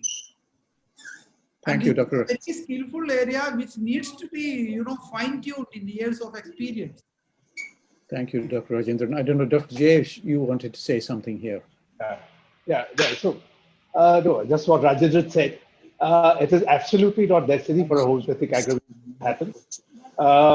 Except a few conditions. I would say nearly 80 to 85% of the cases, a homeopathic aggravation does not happen. Does not happen. A well-selected remedy, and so it's just that. Thank you. Harishji, I don't know if that satisfies your question. I'm satisfied. Can I add one thing, Please, sir? please, Yes. sir, please. Sir, as homeopaths, we learned one thing. It is very important. It is 12 observation of Dr. Kent, where he has mentioned that how homeopathic medicine will behave on the patient. And this 12 observation is very important. It is considered as law that how homeopathic medicine works on the patient. This is, I think, this 12 observation, the first observation over there, Dr. Kent made, that there should not be any aggravation, the patient will steadily improve and the cure when there will be exact simillimum. So these observations we follow from the Kent's methodology of observations. Thank you. Ratinji, could you give us the name of the 12 observations by Dr. Kent? It is written by Dr. J.T. Kent in his book. It is everywhere you can find that 12 observations of Dr. Kent. Thank you so much. In his books. Yes, I have it, 12th observation. Okay. James Tyler Kent. Yes. Thank you. J.T. Thank you so much. You see, I think the message I'm kind of getting in my mind is every one of these domains has a huge amount of specialized knowledge, and you must be open-minded to go in and discuss with people and learn. So we must keep an open mind. It's the same in Ayurveda, it's the same in Siddha medicine, it's the same with yoga. We talk about therapeutic yoga and injury from therapeutic yoga. It's the same thing. If you don't follow the principles correctly, you run into problems. I hope that gives us an idea of how we must be sensitive to that knowledge and that specialization that's there. I want to bring in a few. Bhaswati ji, would you like to comment on something here before we bring in? I have Sweta Panchal who has some questions, and Dr. Vincenzo Valenzi from Italy is here with us, and we have Akhilesh Sharma who wants to ask some questions. So Bhaswati, all yours. If you wanted to add something. Yeah, when you call my name, it's good if you let me talk. So what I would like to ask all of you is, what do you think are the educational next steps for these 16,000 new students of homeopathy, and for medical doctors who have clinical experience but would like to add homeopathy to their black bag of tools? Because I, as a medical allopathic doctor, was very quickly able to take up homeopathic logic because I understand what symptoms and signs look like, probably better than I would have when I was a 17-year-old undergraduate bachelor's student of homeopathy. How would you propagate the education so that you make excellent homeopaths? Any of you? Cool. Sir, Dr. Jayesh, Dr. Ratin? Yeah, actually, ma'am, this is something very important. As a medical doctor, for you to understand homeopathy, if you have a mind which is focused on different realities of existence, it is very easy to learn because the basic medical knowledge is with you. Only thing is you need to slightly modify the basic bacteriological theory into a different mode, or basic biomolecular pharmacology into a nanopharmacology. That you have done, that is why you understood homeopathy in its depth. And now the science is growing fast. So conventional doctors or Ayurvedic doctors, I feel they can easily understand homeopathy, and the doctor should be well equipped rather than having a single tool. If they are having multiple tools in their hand, they can do better for the patients who they are treating. I think that is very much possible. It should be a way for the future. Dr. Jayesh? Yes. Training our future homeopaths to a high level of excellence like all of you have.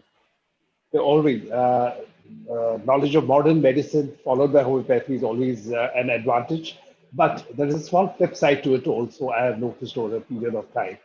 And the flip side is that sometimes, now Dr. Bhaswati has a very open mind. So she was open to homeopathy, Ayurveda, very easy to get it. If you do not have an open mind, in modern medicine, you are taught certain do's and certain possibilities and impossibilities. So certain conditions are incurable, certain things are not possible. So when you get into homeopathy, if you are not able to change that mindset, because a lot of conditions considered incurable, untreatable, are cured with homeopathy, Ayurveda, and other systems.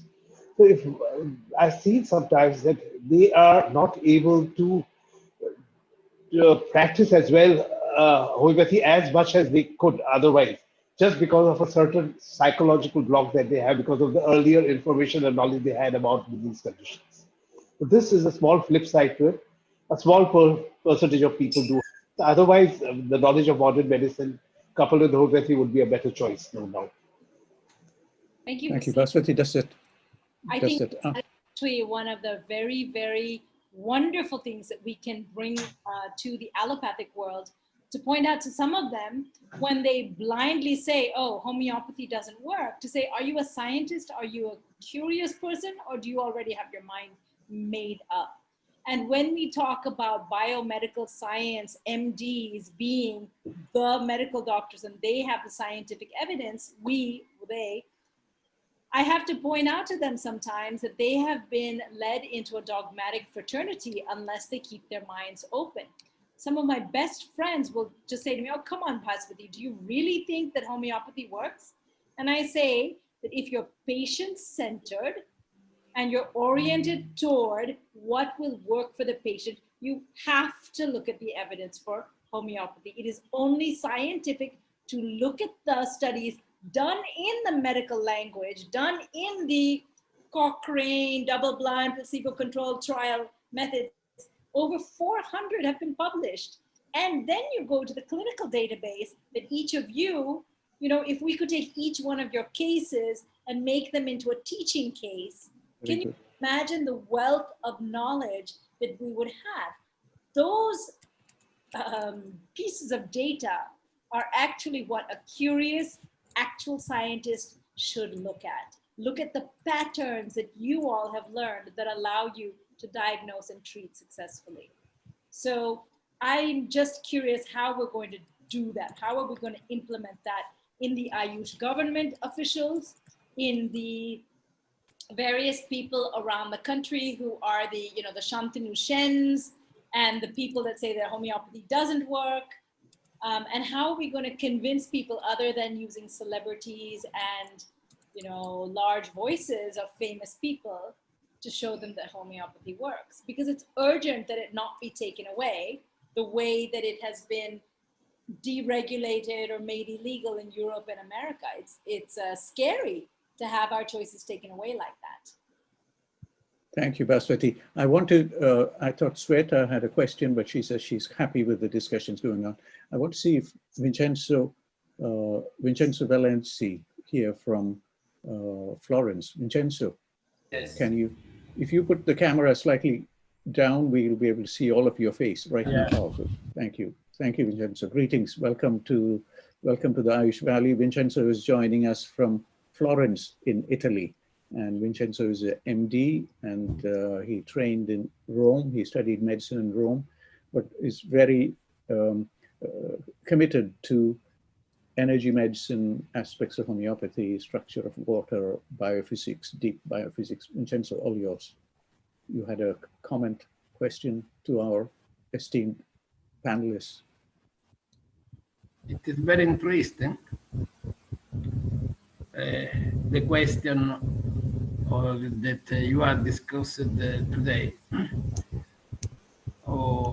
I'm not a homeopathic doctor, but I learned a lot by my great master of medicine, Umberto Greco, that was a great medical doctor, great homeopath, and I see that in his hand the homeopathy worked very well for a lot of years. He died 2-3 years ago.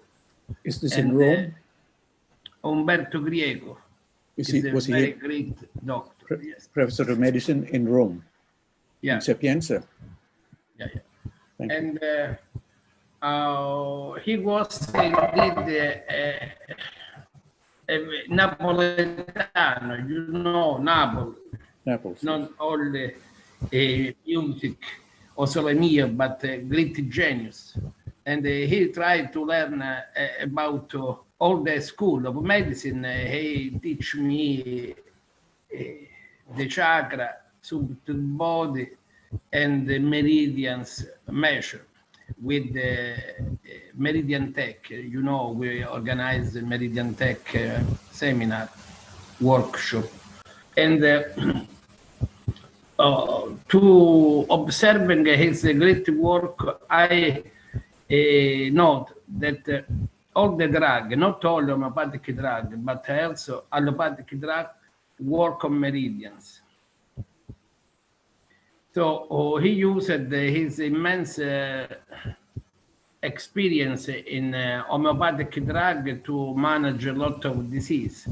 But he used the Meridian Tech to monitoring the good, coherent homeopathic drug. So it is possible that we go over the protocols, the tradition, the repertorium, the general indication of drug to select the good homeopathic drug. monitoring is bioelectrical effect that may be mediated by molecular signaling of memory of water of the drug, homeopathic drug. But the same, as I say, could be observed, if we observe together with antihistaminic, with the nimesulvoltaren, with the gastroprotector, with the antihypertensive, etc. So we have a common principle in all kind of drug substance, biological active substance. Also maybe I think Ayurvedic, phytotherapeutic, integration, homeopathic, and so on drug. So we have a great chance to organize some clear, simple test to show how homeopathic work indeed with the change in bioelectrical status in our body. Bioelectrical status that we measure on meridians, on ADIS maybe. I don't know ADIS, I know something more of meridians, but it seems the same matter. I think that the great position, great freedom, great science of India could be a good center to develop advanced research in this area of drug. For homeopathic, Ayurvedic, etc., where you can show has this drug work indeed in clinics, in a laboratory with the measure, a bioelectrical measure that can drive and select the precision personalized therapy, also for homeopathic, Ayurvedic, and so on. Thank you, Vincenzo. Your comments are taken, and we will share with all our participants about your coherence meetings and the planned events for the future, your summer and winter workshops in Meridian technology. We'll share it with all our panelists. Thank you so much for joining us from Italy. We now have somebody joining us from Prague, from the Czech Republic, Thomas Pfeiffer. Thomas, thank you for joining us from the Czech Republic, and we can see you clearly. Please, we are very happy to have you with us. Thank you so much for being with us. Martin, we can't hear you. Today's question, whether homeopathy works or not. Zazněly překrásné příběhy. We could have heard many beautiful stories and experiences and also great questions. Pokusím se toto téma trochu nadlehčit. I will try to go a bit on a humorous note on this topic. Myslím, že se můžeme učit od každého člověka, od každého oboru. I think that we can learn from each person, from each field. Protože jsou zde obory, které dosáhly za mnohem těžších podmínek úžasných výsledků. Because there are also fields that gained great successes even under much worse conditions. Proto se domnívám, že by nám velmi pomohl manažer z oboru fyziky anebo kvantové fyziky. That's why I think that maybe even a manager from the area of physics or quantum physics could help here. My zde slyšíme o nanočásticích. Because today we hear about nanoparticles. Což je věc velmi reálná. Which is a thing that is very real. A odborníci z fyziky dokázali své kolegy přesvědčit o tom. And the experts in the area of physics has been able to convince their colleagues about the fact že existuje temná energie a hmota. That so-called dark energy and dark matter is real existing fact. Kterou nikdo doposud neviděl. Even though no one has ever seen it. Snad v tom bude trochu naděje i pro naši práci. Perhaps this also carries a bit of hope for our work. Domnívám se, že podstata je vždy v informovanosti společnosti i oboru. I think that the most important is the awareness about the field in the society. Naše komora vydala prestižní publikaci z oblasti TCIM. Our professional chamber senator has published a very important publication in the area of TCIM. Kde najdete souhrn ověřených informací. Where you can find a nice overview of verified information. Které mohou pomáhat při styku se zástupci vědy ostatních oborů. That can help you approaching representatives from the scientific fields. Dále bych vás rád informoval o vzniku prostoru, platformy. And related to this, I would like to inform you about the creation of the information space of the platform 2020 Prague. Která je celosvětovým prostorem pro sdílení informací. Which is a global project for sharing of information. Je to prostor pro vás, pro všechny nástroj. It's a space, it's an instrument for all of you. Kteří pracujete v oblasti TCIM. For all of you that work in the area of TCIM. Naše prospěchy spočívají ve spojování sil. Our benefits originate in unification of our efforts. A proto jsou zde významné jiné aktivity, například Natalie Sophie Aldany. That's why also there are other very important activities like the VHL TCIM America's Library of Natalia Sofia Aldana. Kde bylo vykonáno mnoho práce. Where much work has been done. A ve spojení všech těchto pramenů, které se mohou slévat do jednotné pozice. And unifying all those streams, individual streams into a greater unity. Platforma je otevřena všem, bez rozdílu. Is the way how the platform is opened to everyone. A těším se, že někteří z vás uveřejní významné informace svých oborů. And I hope that some of you may publish important information from your fields here. Na tomto poli. On this field. To je v podstatě vše, co jsem vám dnes chtěl sdělit. Which is all that I wanted to tell you today. Mimo toho, že přeji mnoho úspěchů při léčbě pacientů. Besides that, I wish you a lot of success treating the patients. Sám jsem praktikem syna medicíny, která je velmi blízko homeopatie, ale na té straně duchovní. I myself am a practitioner of a kind of Sinha medicine that is very close to the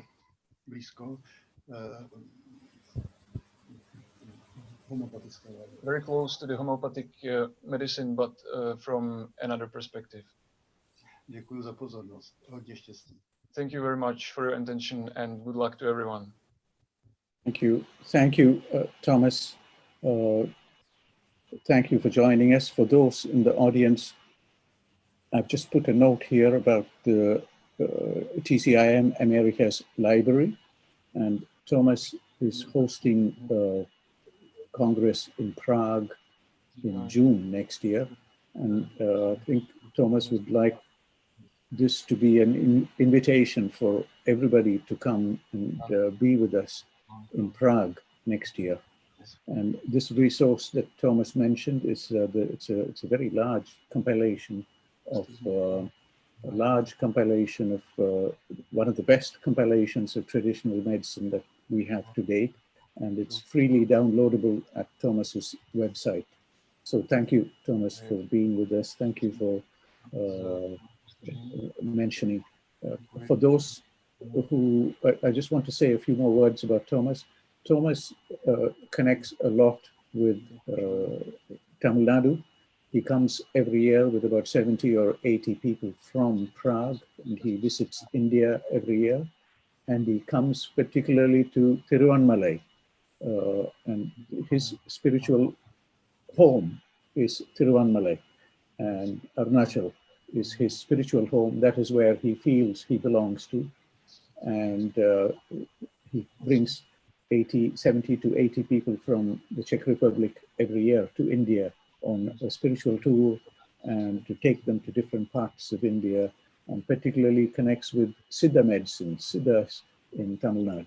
So this is Thomas, and this is how the world is connecting these days. We have people from Florence, we have people from Czech Republic, all wanting to come to India to learn about our systems of medicine, including homeopathy. So Thomas, thank you for being with us. Bhaswati ji wants to add something. The book that has been put together by Thomas and his group is worth downloading. I have an earlier version that came out before the Prague conference this year, and he has updated, and it will continue to be updated online. It will be available at Prague in June 2021, but you can get it now by going to the website and downloading it and looking through it for a whole host of resources on all different medicines. What we're trying to do is break the silence about traditional complementary integrative medicines. And Thomas, sitting in the seat of Prussia in Czechia, in Prague, has taken the lead of doing this and is going to try to bring us all together at the World Health Congress next year in Prague. So I am loving, it's a huge tome of a book, but I am loving making my way through it again and again. And I encourage all of you who are listening to download the PDF file when you have a good, strong internet connection. And thank you, Thomas and Martin and your entire team for doing this. I just want to add, I put a note there that the person who has been behind, the driving force behind this initiative is Dr. Natalia Sofia Aldana Martinez, modern medicine doctor, but trained in homeopathy and acupuncture. And we mentioned at the OCAM conference at the NIH last week. Oh, so yeah. This is, Martina is very special. So there are people around the world who are open minds, and I think together with the skills that Dr. Ratin, Dr. Rajendran, Dr. Jayesh, and many others will bring to the platform, we can form a very strong global community to discuss many of these matters. So once again, thank you, Doctor. Thank you, Thomas. Thank you, Martin, for here with us. Namaste. Namaste. I want to see Christine. Christine was here, but I think Christine has left. And Dr. had to go out a little note to everyone. So he asked me to please give regard at a break time. So Dr. Ratin says greetings to everyone. We have Akhilesh. Akhilesh? Akhilesh, is your video? Akhilesh, please. Ajaye. Akhilesh, namaskar. Namaskar, greetings to everybody. And I was really enlightened to hear all my dear friends, Bhaswati, Harish Verma-ji, Dr. Madan-ji. Dr. Madan, I'm grateful to you for inviting me, giving me this opportunity to be part of this August gathering. You know, I have just few things to say. Like we are talking about the integrative model, we had a lot of healthy discussion about how do we intermingle, like certain things we have talked about homeopathy, where, you know, we are saying some of the aggravation part and how Dr. Harish Verma had been successfully dealing with, you know, certain Ayurvedic preparations. What I feel strongly in my 30 years of practicing in India and globally, I've traveled through about 28 countries, going as a faculty at California College of Ayurveda in US and some other places too. What I feel is there has to be an integration between the integrative sciences. So what we need to do is, this integrative model has to be multidisciplinary in action. For that, what we want to do is we make an action plan, a strategy. Suppose we select certain diseases.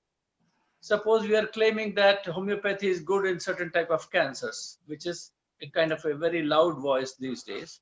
So why don't we do the kind of intermingling and do a cross-referral also, making a panel of experts from different disciplines and put them all together under one umbrella.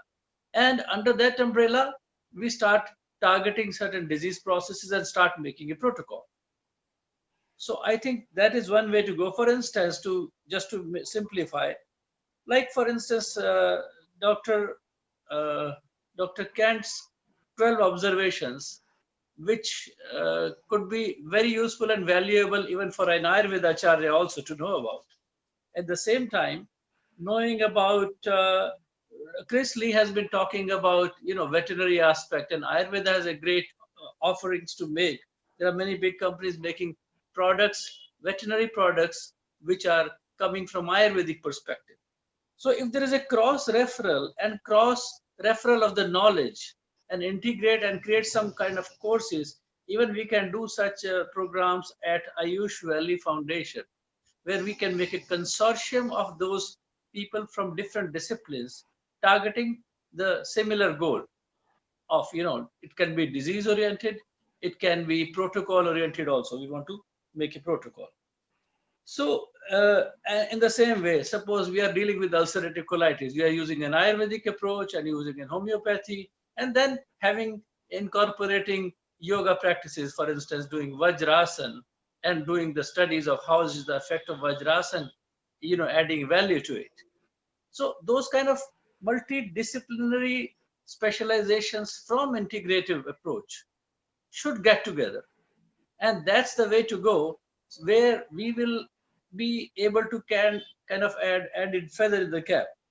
So that's my one of the thing I wanted to mention. The other thing I was listening to, for instance, we have talked about acute pancreatitis condition in homeopathy. That also is one of the big challenge all over the world. So we can deal with it with Ayurvedic perspective also and homeopathy, and see if we can come on a common dialogue to incorporate and inculcate. So those were my suggestions. And Dr. Bhaswati is a perfect example. For instance, she has done a homeopathy course. That's why she had a little bit of orientation on that. And she is a trained Western medical doctor and now trained in Ayurveda as well. So no, those kind of people, if we are able to create, who can be a good spokesperson also with a multidisciplinary angle, with a much broader horizon and vision, I mean, that's the way to go. Dr. Akhilesh, thank you so much. You are giving us a lot of hope that this is achievable. Right. Now, clearly, you feel it is achievable, and we all feel it's achievable. But how do we speed up this process? Do you have some suggestions, and do you have something that the Ayush Valley, I'm being slightly biased here, the Ayush Valley will be very happy to take on your comments and shape this into an activity. So if you see, what I feel strongly, if we make a consortium of such people, yes, Ayush Valley Foundation can identify that who are the people to integrate, to merge with. And they meet on regular basis. That can be through webinars also, because the world is so small now, meeting through webinars. And of course, personal meetings are also possible. So creating a protocol, firstly, we have to sit and discuss together. What kind of protocol are we looking forward to? Or say what kind of 20 diseases we are targeting or talking about, which are major challenges all over the world. Something like that. So this will have to be a churning session where we all have to sit together and talk. Thank you so much. We will take your offer up. We have experienced physicians like Dr. Valenzi in Italy. There's Bhaswati, who connects in many parts of the world. And we have people from Prague, we have people from Hungary. So we will try and do this as quickly as possible. Thank you, Dr. Akhilesh, for being with us. Bhaswati, please. If we have a discussion on this for a couple of minutes, we can see that, in fact, Dr. Rajendra and Dr. Sanghvi also know some modern medicine. They have certainly interacted with. And most of the Ayush practitioners in India have had to learn a certain amount of allopathy simply because their patients come in with results of scans and tests, and they have to decipher some of them. And I know that in the Ayurveda curriculum, a certain amount of the modern physiology, modern anatomy, modern pharmacology, modern pathology, modern clinical chemistry has to be learned. The problem is that if you try to integrate everything together, you don't get any of this excellence that you would with one path. It's like saying if you're going to climb up the mountain there are 10 paths up there and you have to put your feet on every one. You can't do that. You have to climb up the mountain on the path that you take and meet everyone else up there. You can discuss the mountain. You can discuss that there are different ways of climbing up, but for you to climb up this way and climb up this way and climb up this way is not going to be cohesive for the patient. Second, if you are patient-centered and you start at the center of the patient and not at the center of the disease, every person that has tried to do this, including the allopaths at the American Holistic Medical Association, the Academy of Integrative Medicine, and all of the integrative groups that I have seen around the world, work with diseases and specialties. And as Dr. Rajendran, Dr. Sanghvi, and Dr. Chakravarthy have said today, you have to focus on the symptoms and not on the disease. A pancreatitis patient that feels tightness around the neck may be treated with the same remedy as someone with a leg pain that says, I just feel very tight around the neck. I feel like my necklace is choking me. As someone that has a headache that says, I feel some tightness around my neck. And the similar remedies with 3, 4 same symptoms will have that same remedy that has a neurologic program. You know, I mean, the way to understand this actually is you have to go into the dhatus, the 5,000 dhatus, which Madan and I can talk about, where the body's neurological programming is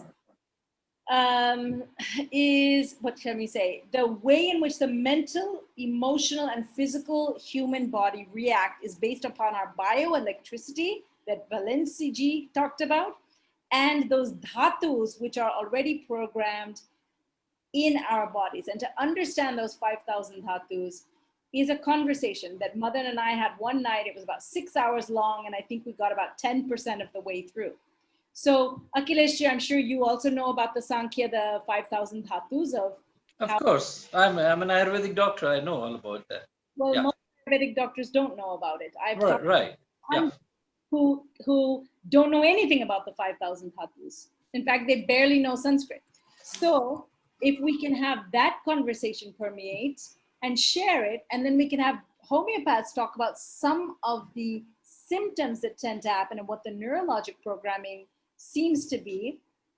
And then the allopaths can understand that language of neurologic programming, but they have to also learn certain words like shrotas and doshas. Yeah, see, that is how it, until and unless we sit together. See, I am also concluding this conclusion on the basis of today's conversation, listening to everybody, that we are all talking about creating an integrative model, but for that we have to agree and sit and, further expand and have a churning session on that. And someone plugged the legislators to start the NCISM for 2030, which is an integration bill for the next 9 years and 2 months we have to get it.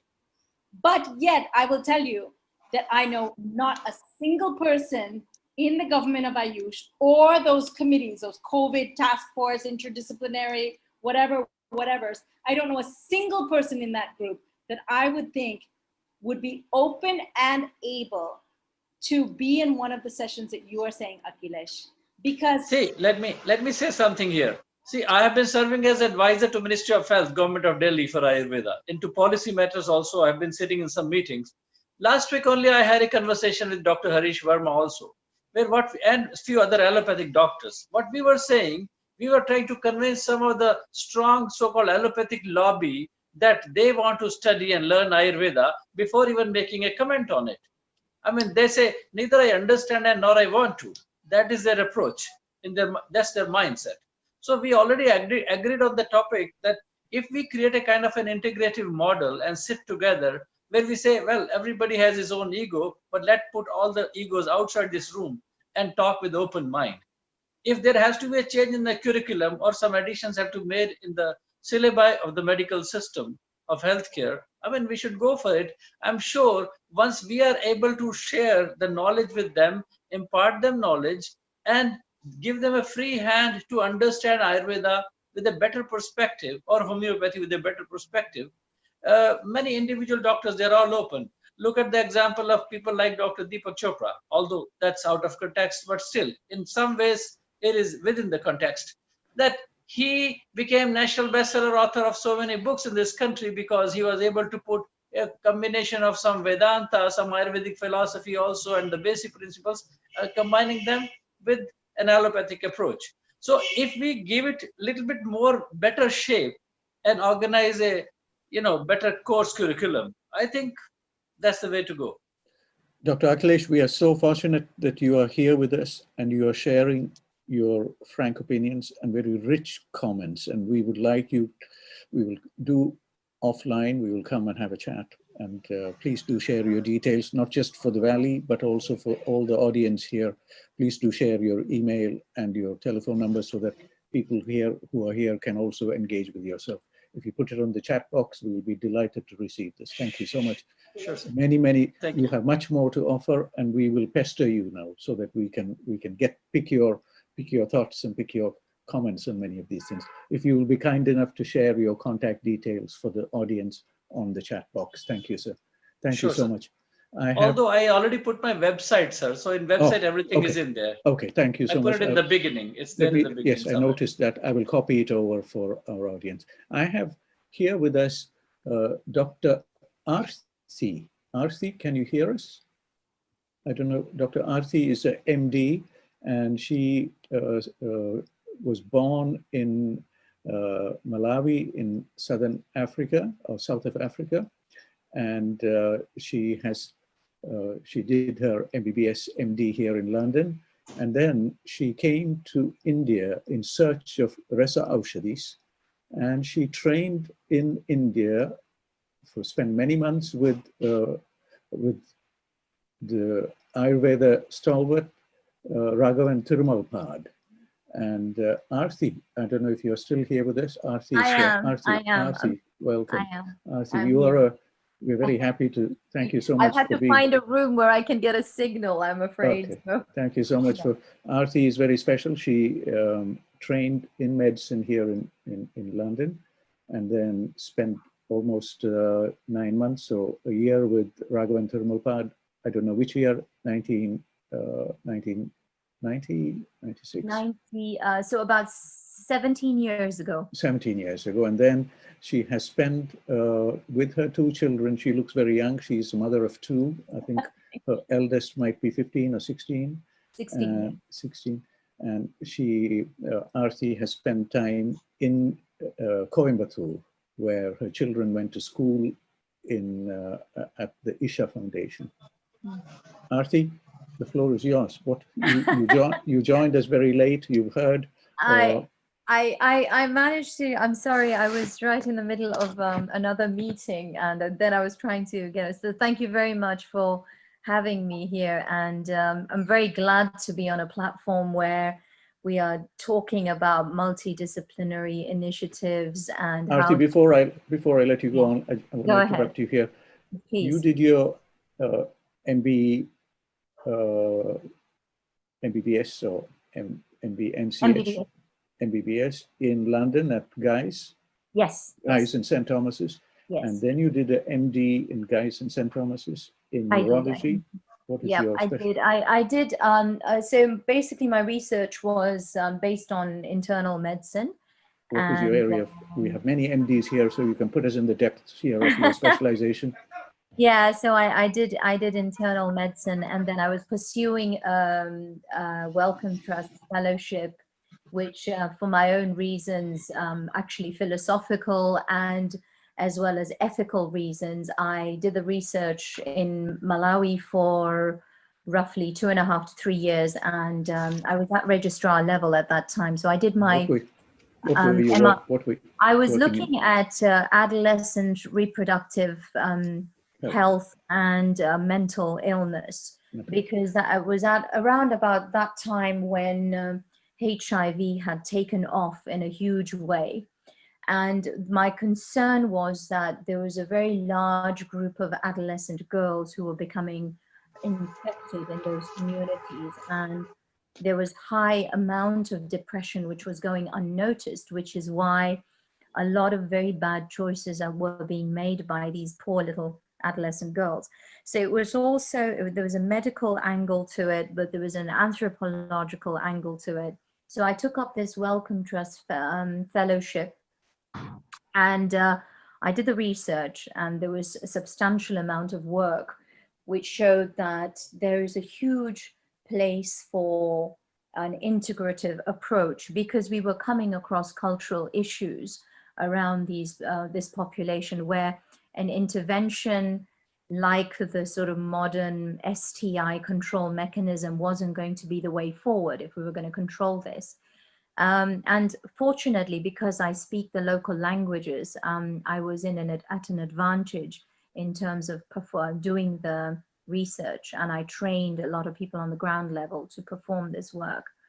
But I pulled out, and I'm sorry to say this on this platform, and please, I hope it can remain here. I was questioning a lot of what these giants actually do and what their agenda was. And it became very transparent to me at that time. So, and I wasn't happy with it. I had a discussion with my key people on the teams, and I decided at that point to pull out. Now, it was around that time, because I was already asking very, very deep questions about the human well-being and the models of well-being. And around that time, I found Sanskrit, I found yoga. I also found Chinese medicine. So these were the three things which were playing in my field. And I started looking at the human system from a very different perspective, wearing a very different hat. Enough of this sort of cohort studies and just about certain kinds of evidence-based medicine, but more about the human being that we are dealing with. What is it about the individual that we are fundamentally missing? And I realized after all the years of being in mainstream medicine, which I still think it has an amazing place, but it requires a huge revision in how we are training physicians and how we are becoming very, very monotonal in our approach to patients, and how we are rigid in what we do with our patients. Because we are very good at acute care, but we don't have answers for prevention. We don't have answers. For example, I just went through the coronavirus myself, and I took myself through the coronavirus with just three different medicines. One, I had homeopathic tinctures. Two, I was on Mahasudarshan. Sorry, I can't hear you, Madanji. What was the homeopathic medicine tincture that you had? The tinctures were made up with interferons, interferon lambda, and various other. It was a concoction come up with a pharmacist friend of mine. Who made this? Was this made locally? Yes, here. Okay, it's made here. It's made here, and I raised this point because we are lucky to have Dr. Rajendran and Dr. Jayesh here with us, and we have been talking about arsenic album, and you are Beautiful. talking now about interleukin, ultra dilutions of interleukin. That's what I had. I had basically dilutions of interleukins all the way through, and I would say to you, I had a high fever, and I did not take paracetamol, nothing at all in that way chemical. And by day 3, fever, everything had gone. There was a malaise in the body. I started Mahasudarshan, and literally by probably day 7, most of my symptoms were already going. And I was asked to take Mahasudarshan, and then I had a metallic preparation from the Siddha system, which I took. So it was a sequential. I'm curious again. I want specifics. What was the? Hang on. I could, if you give me a moment, I will pull it out. It's a very unique preparation. It's here with me. Where did you get this from? It was made up by my teacher, my Siddha teacher in Tiruvannamalai. It's a very specific preparation that comes from his system. It's got metals in it. So the way I understood Corona from my own experience was, one, I realized that first of all, I need to prevent this virus. If I'm talking about, so around me, I had people for prevention, 2 elderly people. So they were on interferon lambda. And what I understood with the interferon lambda is that it actually already covers the base of the endothelial cells. So nothing can penetrate beyond it. So these 2 elderly people were around us when 4 of us were positive with the coronavirus.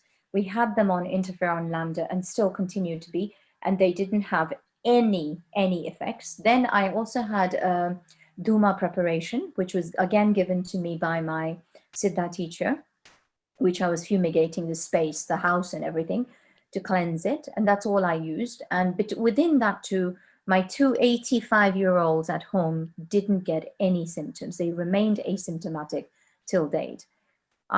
We took the tinctures. Within day 4, we were basically free of the fever completely.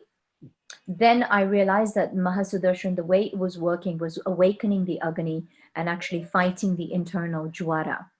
And how I've understood the metallic preparations, what they've done is basically, even though we have dealt with the superficial fever, we have dealt with the indolent fever, what we need to still work on is the epigenetic component of this virus, which we do not get rid of by just those 2 modalities. So we needed to go deeper. And I feel that the metal preparation that I'm taking still now, I'm having an interesting experience with it, in the sense that my body feels more regenerated than I'd felt before I had the virus, which is profound. And I can actually feel how I actually had a Jwara already before I was fully positive with the corona. So when we're talking about the platform you're on right now, how we can integrate systems, we just need to create algorithms and a very deep understanding of how we utilize the different systems at what stage, because everyone has a very, very profound designated space where it can work. And this is the kind of material we need to gather in terms of research. One of the other things, this pharmacist friend of mine that I'm working with, I asked him, I said, I'm a big fan, and I think Madanji, I have shared this with you, of the metallic preparation Rasachenduram, which is mercury and sulfur in it. It has incredible rejuvenating effects on people. So, sorry? Please, continue. I think JHG's thing is on. I'll continue, please continue. No problem. So, what I asked, you see, because we can't prescribe Rasachenduram in this country because of the metals and etc. So I asked him, I said, can we create a homeopathic tincture of this material? And then under the banner of homeopathy, can we prescribe this? Could I stop you just there for a moment, because I want, Dr. Rajendran is still here with us. Yes. I want to pose this as a question for Dr. Rajendran. So the question is, Rasasinduram, which is Ayurvedic rasa preparation. Akhilesh ji knows this, Bhaswati ji knows this. Can we convert that into a homeopathic preparation, like you would do with arsenic or you would do with some of the metals? Exactly. Dr. Rajendran, quick. Yeah, now we have already preparations of mercury. Mercury is in the mercurius solubilis and mercor, sulf. There are 6 or 7 salt of mercury we are using in our day-to-day practice. Yes. And one more information, the mercury solution was first discovered by Dr. Samuel Hahnemann. So it is called Mercurius Hahnemannis solubilis. Mercurius solubilis Hahnemannis. That is the scientific name of mercor. Yes. So we use it. We use it in daily practice. My question is not the usage of it, which I'm completely convinced. I'm the mercury person. You tell me anything about mercury, I'm willing to promote it for you, because I've taken it, I've explored it, I've experienced it, and I'm telling you, we need to have it available.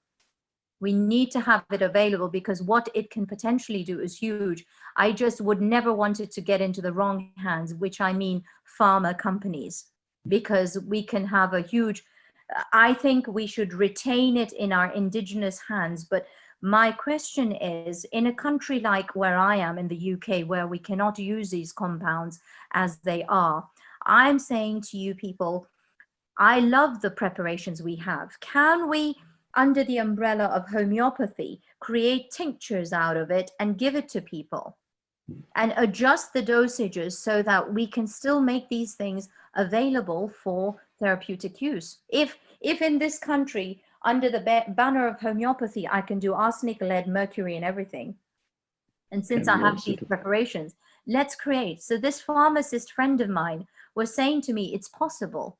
So I want to throw it at the floor and say, why can't we do that? So that we can have some of these medicines available. And then let's teach people how to use them. Thank you. Thank you. In the UK, you have homeopathic preparation of the mercurius solubilis available in different potencies. Yes. Yes, but the question, Dr. Rajendra, is about using Ayurvedic preparations to convert them into homeopathic formulations. Is this something that can be tested? Can we experiment on this? Is the question. And the Can I put light on that, sir? Please, Akhilesh, please. Well, you know, in Ratnagiri, in Maharashtra, in district Kolthare, there used to be a pharmacy called Siddhi Pharmacy, who had been making some injectables, where they also made heavy metallic compounds with that. And another one is called Sukshma Ayurveda, yes, who have been making some of the homeopathic pills kind of things, but adding Ayurvedic extracts to it, and the compound formulations too. I will come with the more detail later, maybe. Thank you for mentioning Siddhi Pharmacy. I don't know, I would like some feedback from Dr. Jayesh and Dr. Rajendran that if you start with a completely new chemical or a formulation like what Aarti is offering, Rasindur, as Dr. Bhaswati knows, is a very popular rasa aushadhi in Ayurveda. Can it be converted into a homeopathic tincture of some kind? Is that, I don't know what Dr. Jayesh or Dr. Rajendran might want to add. Can we do something there? Bhaswati, do you want to add to this before they take the question? Well, who are you inviting? Because you're putting out no, the question is the logic of converting Rasisindu into a homeopathic preparation and how it will act on whether it will have, how to go about doing this whole process. Converting anything into a homeopathic form is possible. Straightforward, okay. Not an issue. The question is whether the symptomatic similarities, the way you treat it with Ayurveda and whether what we would treat with homeopathy would be similar or not is what would require a study. Like simple thing like ginger you have in Ayurvedic, or you call whatever you call it as, and you have the same ginger in homeopathy. So when you prove homeopathy, ginger in homeopathy, there are a lot of other symptoms that have been covered by the same ginger. Oh, okay. So it requires a very different kind of a study, and you might find a little variation. Some of the symptoms could be common, but some other new symptoms could be covered by the very same medication. There are a lot of herbs. Thank you for highlighting this so clearly that there may well be other existing formulations that will cover that space, is what we are saying. Aarti, I don't know if that answers your question. Bhaswati? Everyone's using a baseline of chemical mercury sulfide, right? That's what they're saying. But if you take Kajali, it's a very different thing than Parpati, which is a very different thing than Sindur. So they're used for different things. One will promote diarrhea, one will promote Grahi, which is the stopping the diarrhea and creating a constipative effect. It's the same chemical entity. The question is, how many sulfurs are there per mercury molecule? If it's a 1:1, it gives a different effect than 1:6, 1:100, 1:2. There are different effects. And these have been studied by people who make Kajali. And it's different depending on how many hours of Mardana you do with the mercury. So there's something happening with the way that you make mercury sulfide, as it's called in, you know, the chemical world, as one same drug. And the clinical effect that you have is what you would take that particular medicine of that clinical effect, and then you would succuss it, and then dilute it and dilute it and dilute it and see.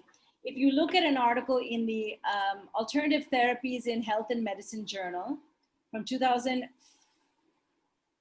I want to say, it was earlier than that actually, it must have been 1995, sorry. There is a sine curve that is shown in homeopathic remedies, which I don't remember any of you speaking about today.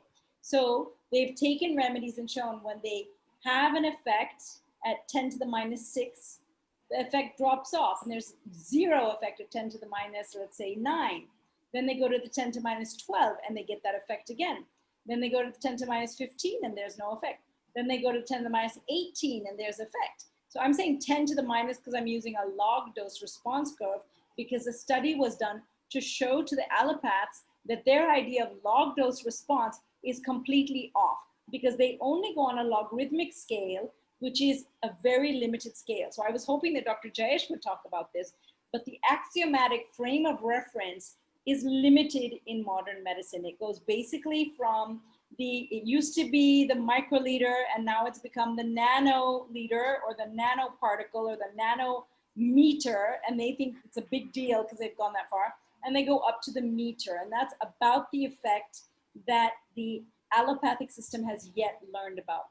If you go to Ayurveda, they already have taken Sankhya and gone to 10 to the minus 24 to 10 to the minus, 10 to the minus 24 to 10 to plus 24, which is a yotameter to the yoctometer. They've already accounted for effects that go way past Avogadro's number at 10 to the minus 24.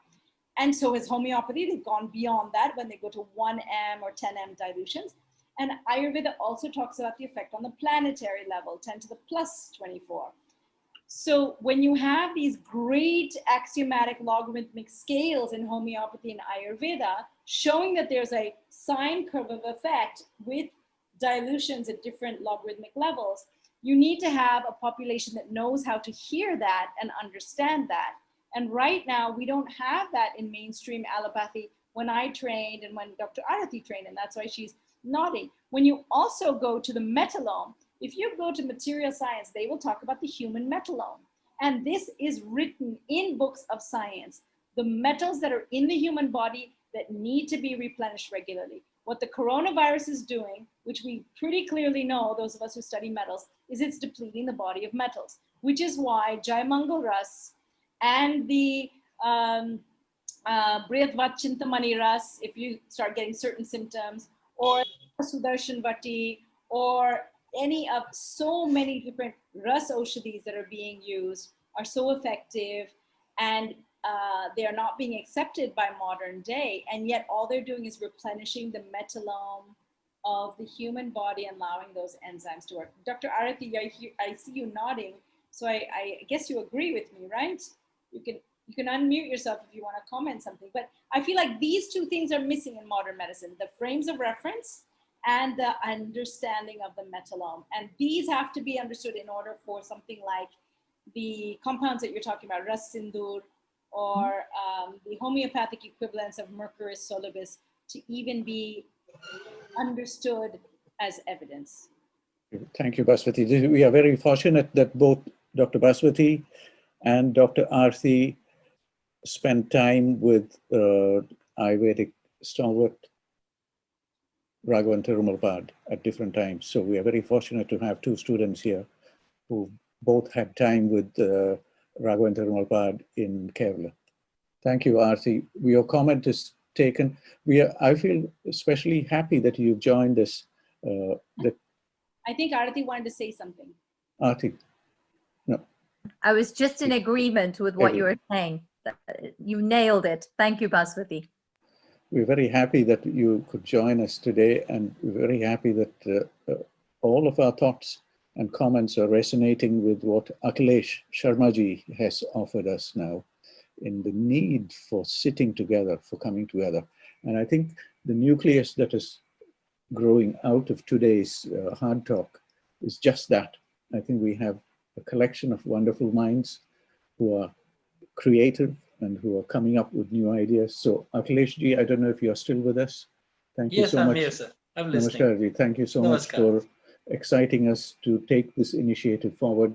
I think the group here is very strong, together with Vincenzo in Florence, in Italy, and Thomas, who has left us from joining us from Prague. I hope we will be able to come together again more frequently, just to shape. Akhileshji, we will look forward to your guidance to help us shape this further, and Bhaswati and Aarti will join us so that we can shape all this thing into something concrete. We are into, Bhaswati, we are approaching 2:30 here in the UK. We started at... I want to compliment Dr. Rajendra and Dr. Sanghvi for staying with us for 4 hours. I had told them that it was only, it was so delightful just to have them for 1 hour of hard talk.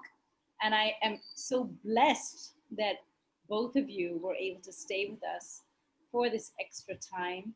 I especially applaud Dr. Rajendran's very strong statements, and I am so happy to hear about Dr. Jayesh's clinical experiences. I've heard him speak a few times at the Clinical Oncology, Integrative Oncology Conferences last year, and then in 2019 as well. And it's a privilege for us to hear from both of you so clearly about homeopathy.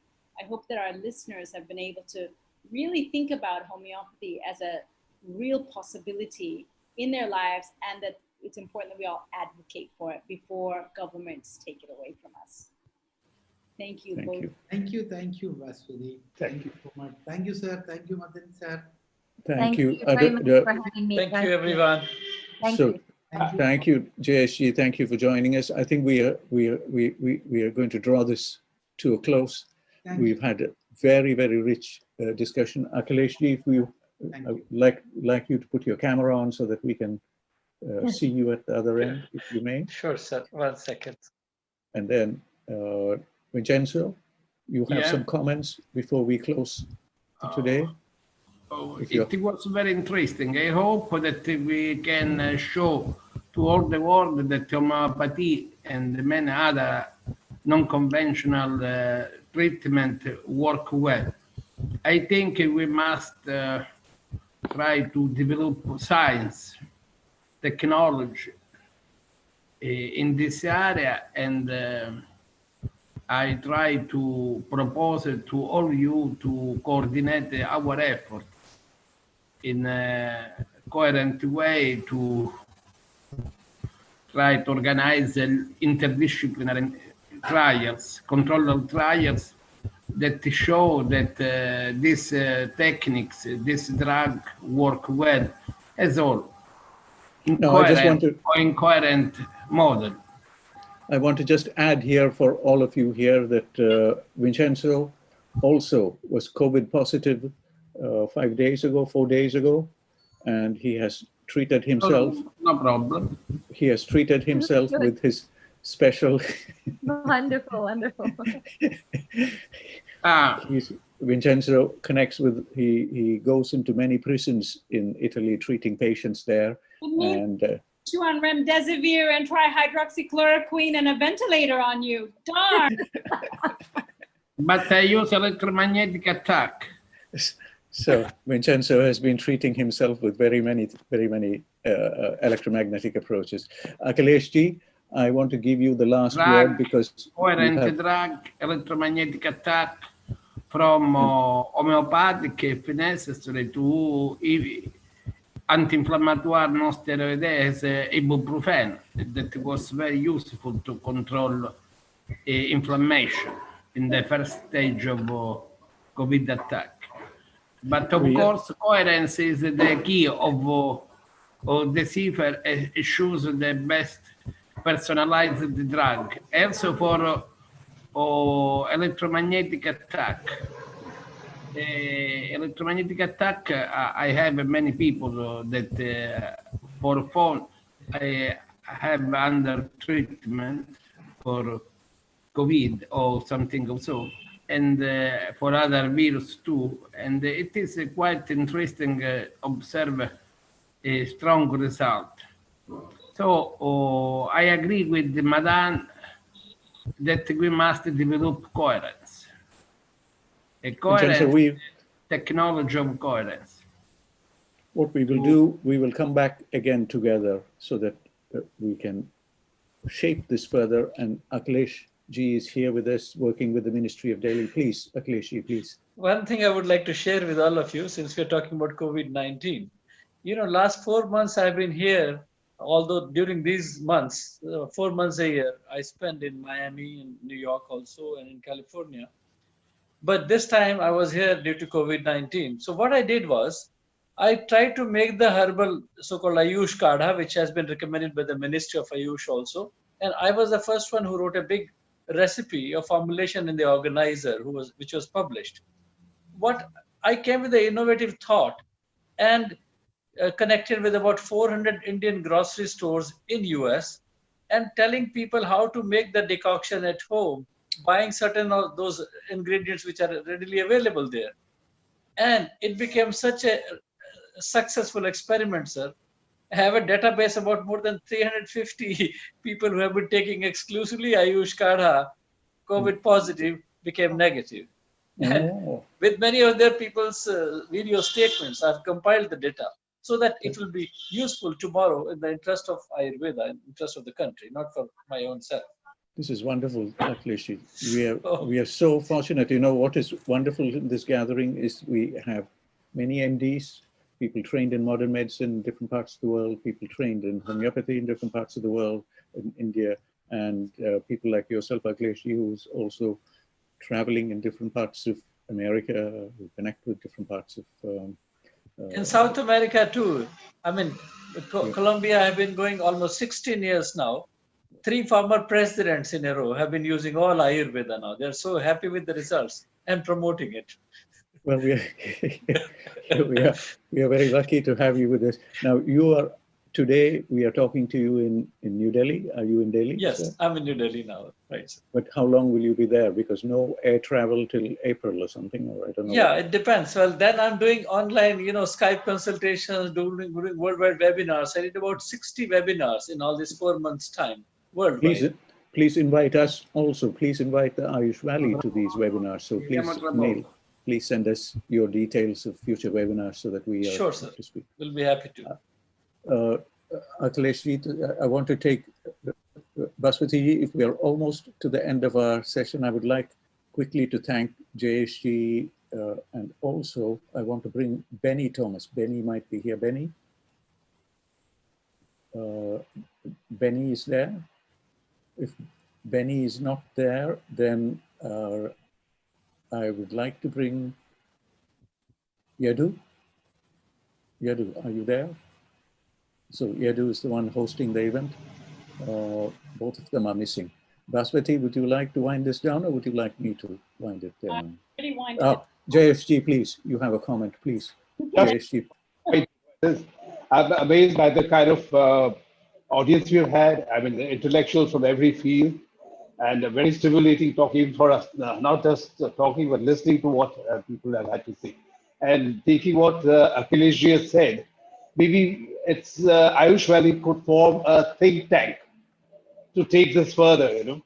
Like-minded people over here. Yes. So from each field, a few like-minded people selected and brought together could take this forward in the right direction. JSG, we would like your input in these things. Akhilesh ji, Vincenzo, all of us, we will shape this together with you. So thank you for mentioning this. I'm putting a note here about Ayush Valley think tank, and we look forward to having all of us, all of you here in this activity so that we can put our minds together. So thank you so much for being with us today. Thank you for offering such wonderful insights. And I wish this message, as Dr. Bhaswati says, we have to shape this before the government takes it away. In many parts of the world, the government has taken away homeopathy. We don't want that to happen because there is something there. There is deep science, there is deep physics to be understood, there is deep interaction between water and biological systems that need understanding, and it requires a lot of very high quality research to happen. And we want to push for that, and we want to use the abilities that you have in terms of healing patients.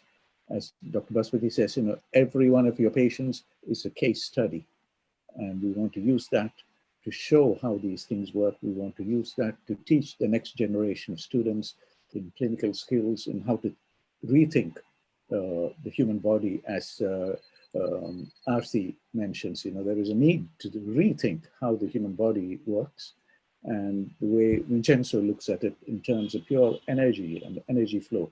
Here is Vincenzo, who studied medicine in Rome. His master taught him homeopathy.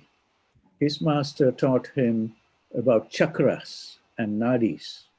And he said, that is future medicine. So we have people like this around the world who want to come to India and who want to come and learn the best. Arti was born in Malawi. She studied medicine in London and has spent the last 15 years in India. And her guru, her Siddha guru, sits in Arunachal.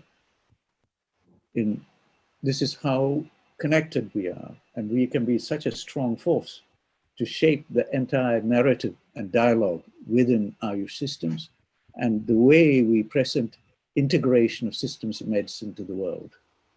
And we have all of this in our hands now. And I want to thank Bhaswati ji for bringing all of us together on this platform. Bhaswati ji, all yours. To go, because I'm giving another talk for the Indian Ayurveda Association. You're all welcome to join if you'd like. Please send us please send us the link and we will share it on. Let me just send that very quickly. But they just called me to the session. Apparently I'm supposed to speak. Where do I find it? So Jayesh, we will take on your comment about the Ayush Valley think tank, and Akhilesh ji is here with us. We have taken this on board, and we will work on it with great urgency now. Sure. And Akhilesh ji, we are fortunate you are in India, you are in Delhi, and you are promoting a lot of dialogues there, and it fits into what you're already thinking. So please let us connect again. Sure. Thank you so much. Thank you so much for joining us. Thank you so much for your rich contributions, and thank you so much for many other little details you have offered us about Ayurveda in Latin America and your interactions there. We look forward to learning more from you, sir. And Vincenzo, thank you for joining us. And there we are. So much, yes. Namaskar. Namaskar. Namaskar. Namaskar. Namaskar.